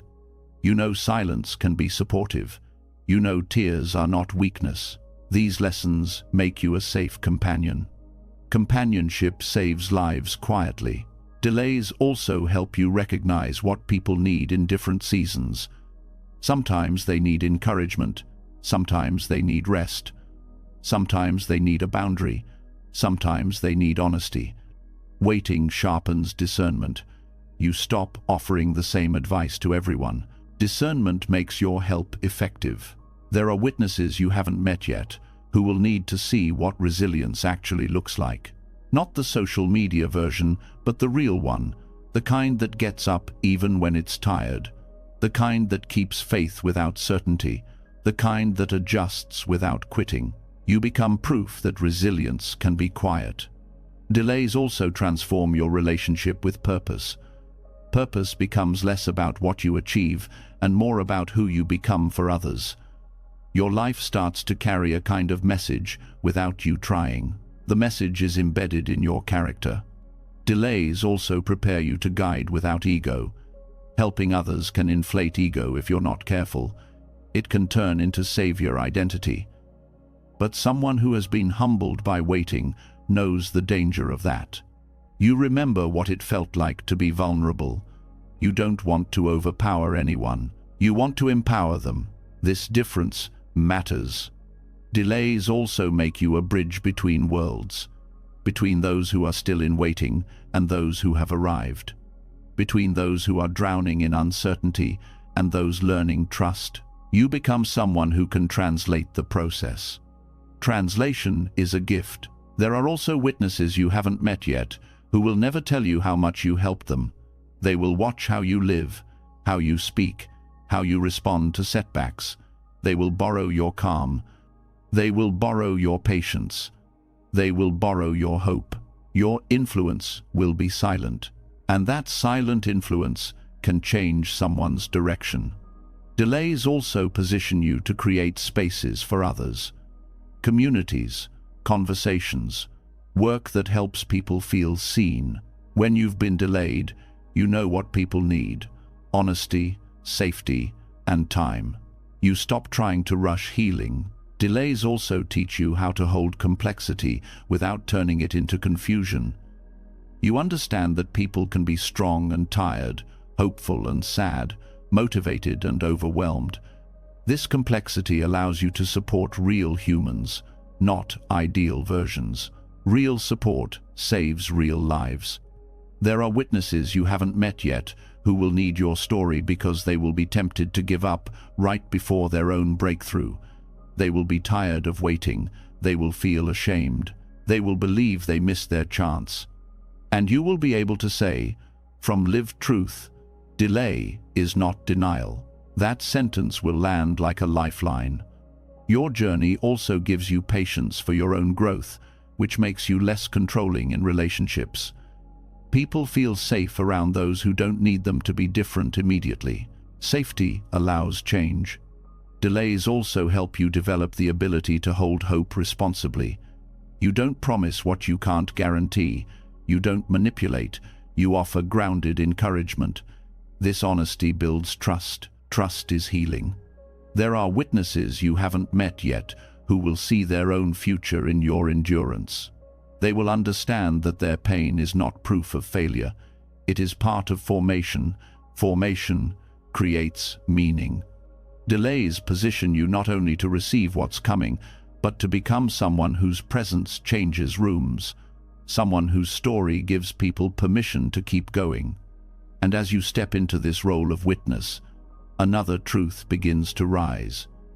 Because being a witness is not only about helping others, it is also about what happens when you skip the waiting room entirely. When lessons are bypassed, emotional maturity is missing, and hidden costs appear later. And that is where the journey continues next. After recognizing that your journey was shaping you into someone others would one day need, another truth begins to surface. Not everyone is willing to wait. Not everyone stays in the room long enough to be changed by it.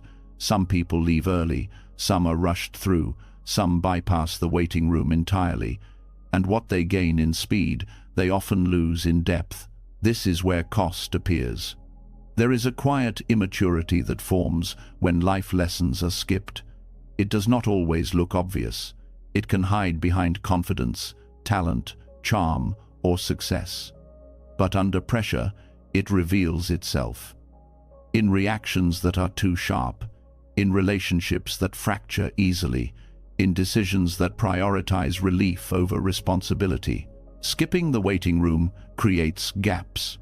The waiting room is where emotional muscles are built. It is where frustration is felt without being discharged destructively.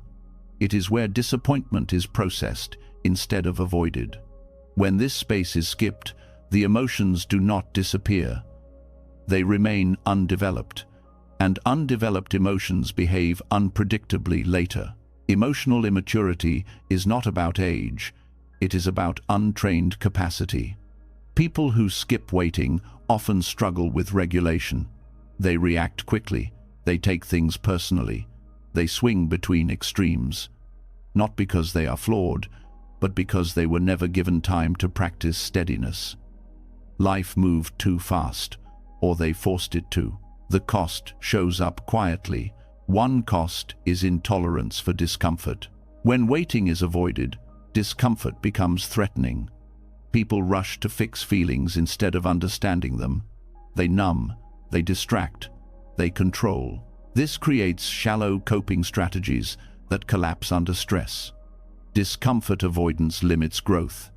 Another cost is fragile self-worth. Waiting teaches you who you are without validation. Skipping it ties worth to outcome. Praise becomes oxygen, criticism becomes suffocation, identity becomes unstable. This fragility creates anxiety.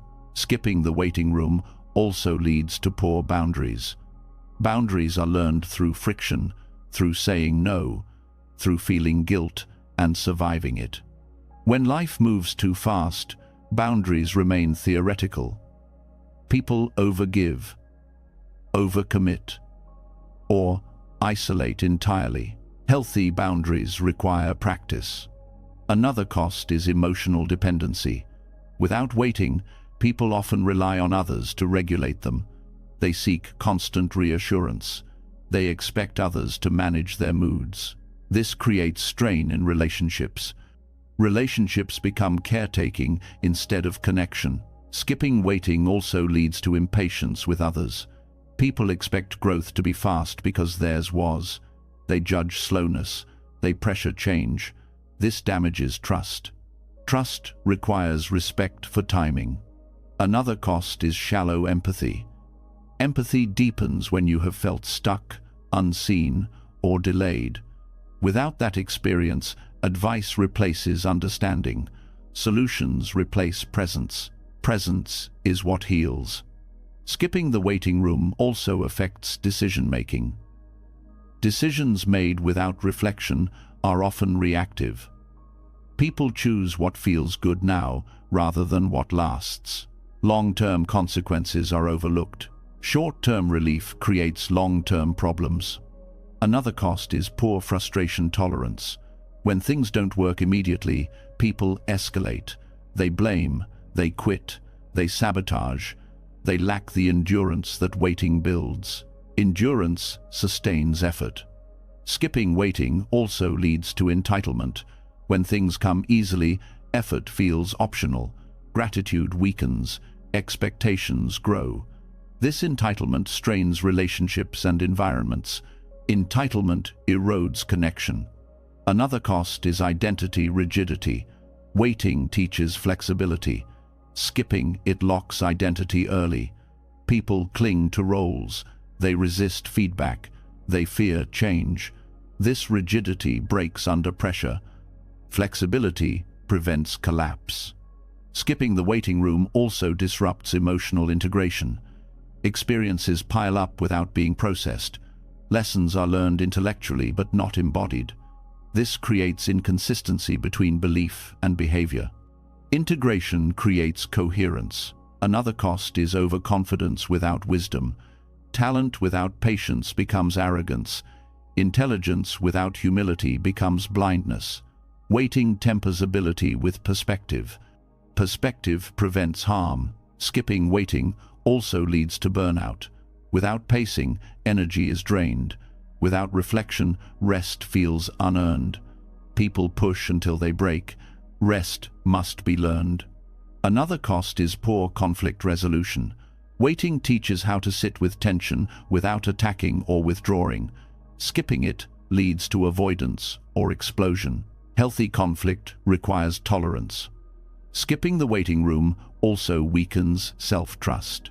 When life moves too fast, people never learn how to navigate uncertainty independently. They doubt themselves when structure disappears. Self-trust grows in uncertainty. Another cost is addiction to stimulation. Without waiting, silence feels unbearable. People fill every gap. This constant stimulation numbs awareness. Awareness requires stillness. Skipping waiting also creates superficial resilience. People appear strong until circumstances change. Then collapse happens because strength was never tested gradually. Gradual testing builds resilience. Another cost is impatience with self. Without waiting, mistakes feel intolerable. Shame increases. Growth slows. Self-compassion supports learning. Skipping the waiting room also affects leadership. Leaders without waiting experience often confuse authority with control. They struggle with listening. They fear vulnerability. Leadership requires humility. Another cost is inability to receive feedback. Waiting teaches openness. Skipping it creates defensiveness. Feedback feels like threat. Feedback supports growth.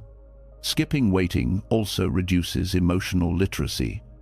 Feelings are labeled vaguely or avoided entirely. This confusion leads to miscommunication. Language clarifies emotion. Another cost is fear of stillness.